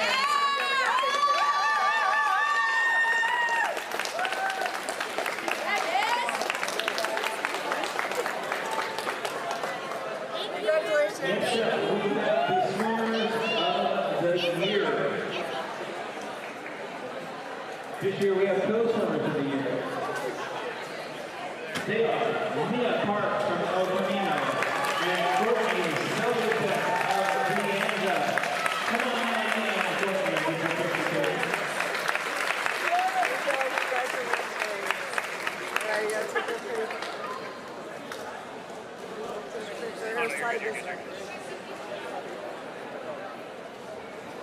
Let me ready. 1, 2, 3. One more. 1, 2, 3.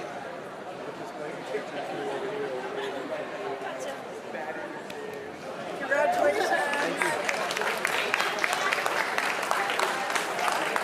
All right, and the Women's Coach of the Year goes to Santa Monica, Brian Escort.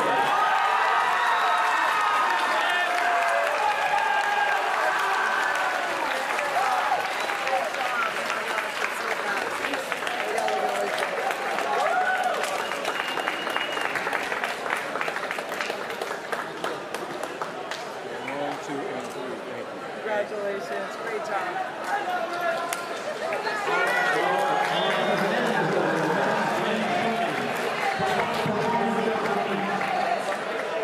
This is going to go to Sierra's 400 individual medley swimmer, Jacob.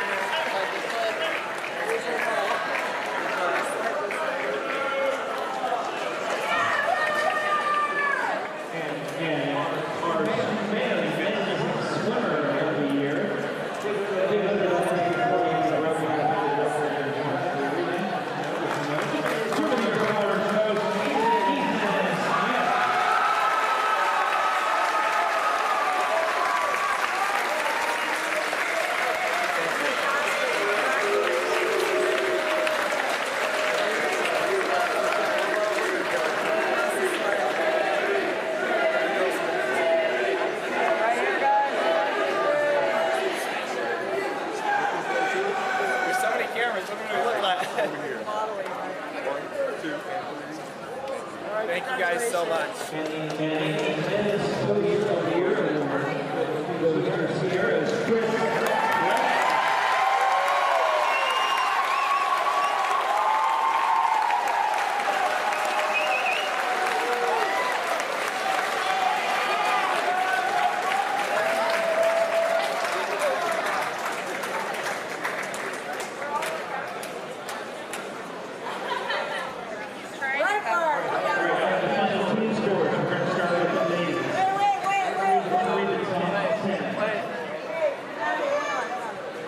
Sorry, got stuck. I know you're getting ready. Slide over so we have to in front.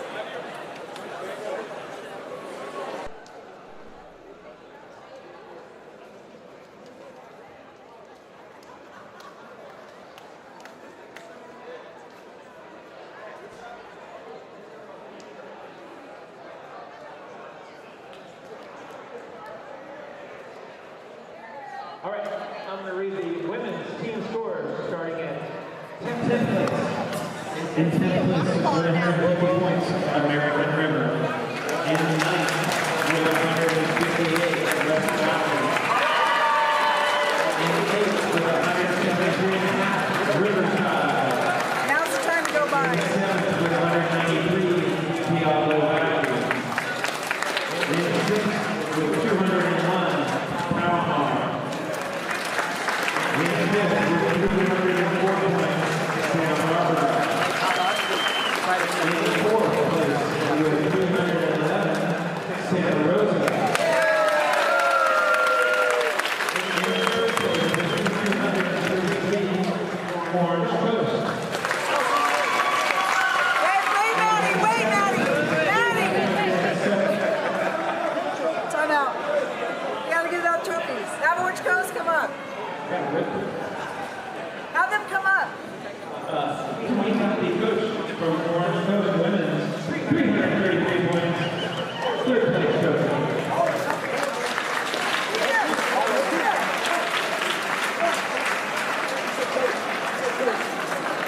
You know what to do, and you've been here before. Come on. They'll set me up. Who wants the trophy? All right, let me get all the way. Just the whole team? Just everybody?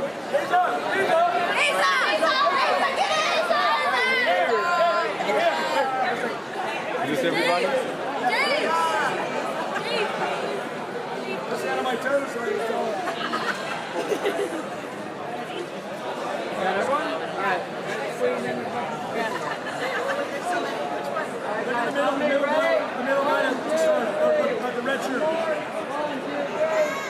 Okay, don't leave. I need to give one for the CCCAA. Right here in the middle. All right, is this everybody? Is everyone?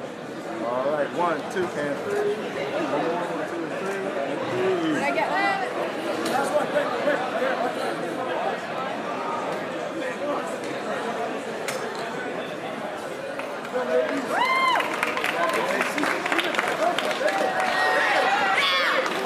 All right, now for the 7th place team, Trophy in the women's division. In 2nd place with 372 points, Sierra College.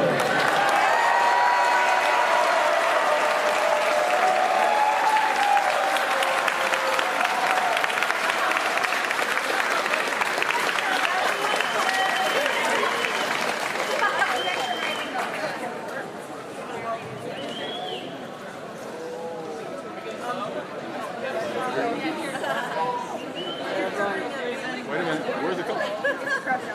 No coaching?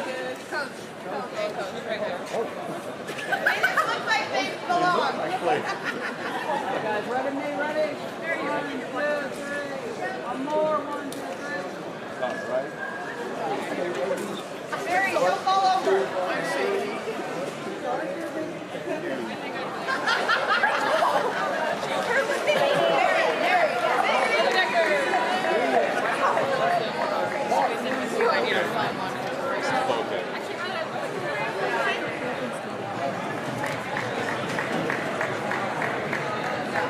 congratulations.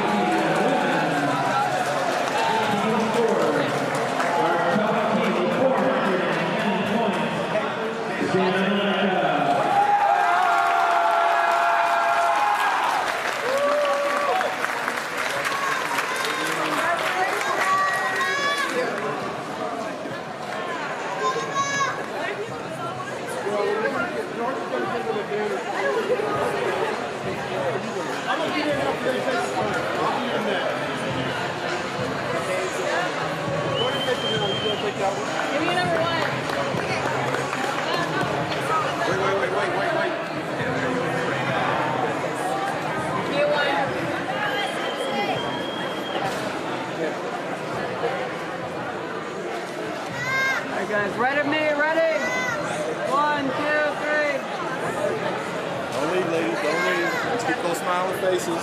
This is for the state. One. Oh, wait a minute. You getting in there? Get in there. All right. Excellent. 1, 2, and 3. Hold on. Hold your horses. 1, 2, and 3. Sorry. Item B, 1, 2, 3.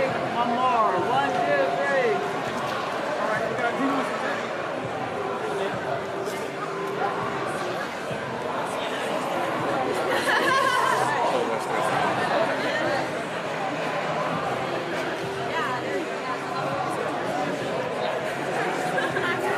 Item A, guys, ready? 1. Ready? 1, 2, 3. I took a whole bunch.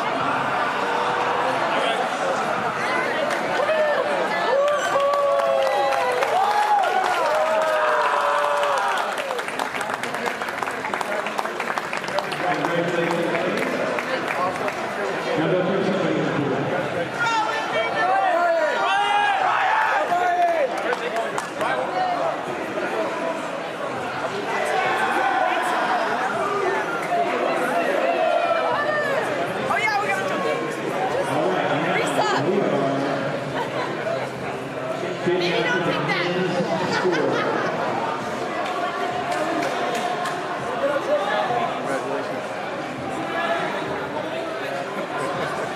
He's worked hard. Yeah. He's worked hard, so he's doing a great job.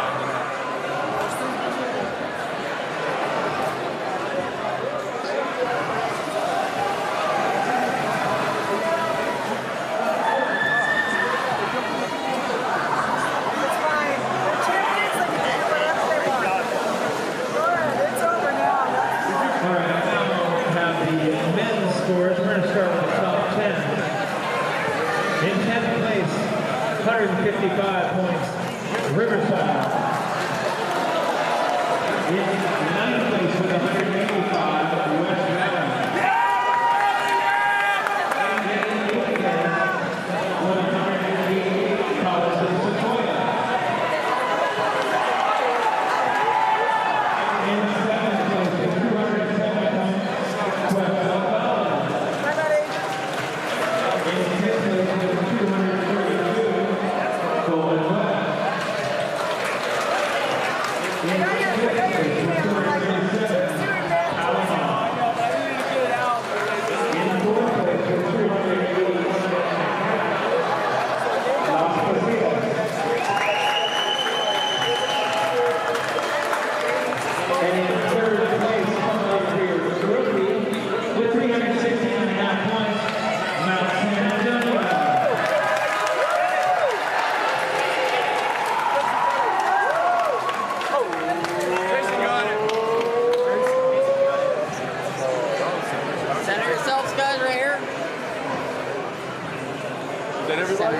Right here, guys. Is that everybody? Over.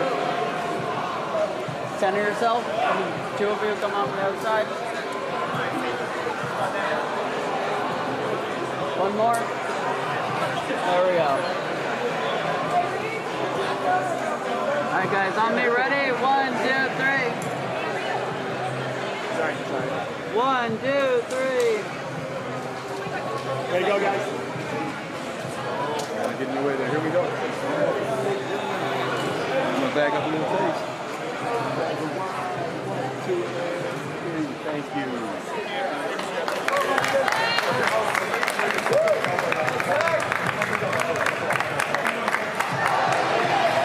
Just didn't get in there. All right, in our men's division, in 2nd place with 502 points, Orange Goose College.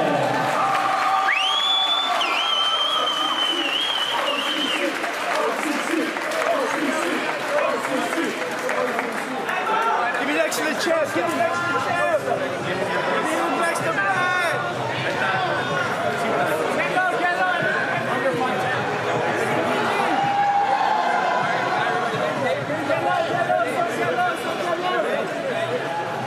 Or over here, get center. Javi, come on. Come on. Ready, guys, on me. 1, 2, 3.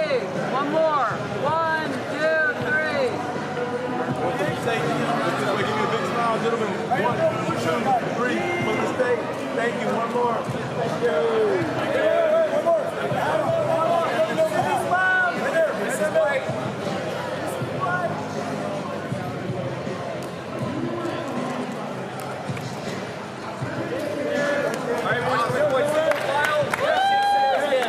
Single file. Follow me. We got shake Sierra's hand.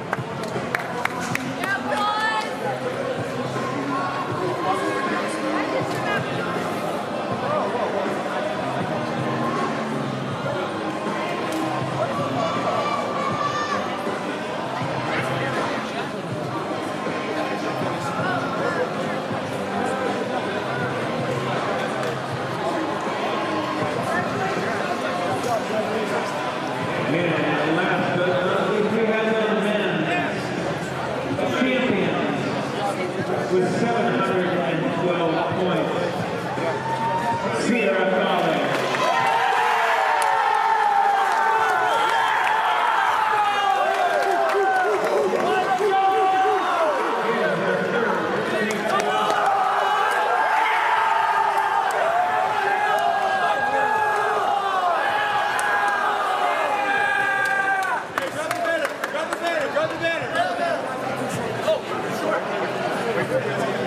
Trophy in the middle, guys. Wait for your coaches. Wait for the coaches.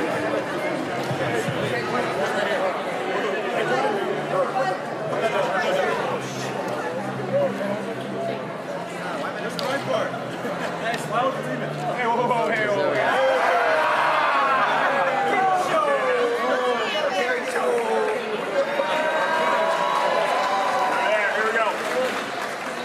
Hold it out right there. Here we go. 3, 2, 1. Here we're done. Let's do it. Hold on, hold on, hold on. Wait. Official picture. Oh, we didn't get an official one yet. Hold on. Can I have? Can we have you move for 1 sec, man? Come on. I'll leave. Can you move into the middle? Excuse me. Can I get ready? All right, boy. Get it up. Get it level. There we go. All right, guys, on me, ready? 1, 2, 3. One more. It's been a great tournament here at East Los Angeles College here in the 2023 CCCAA Swim and Dive State Championships. I'm Emory Johnson with SoCal College Sports, and I just want to bid all of you a thank you so much for tuning in all the way to the very end.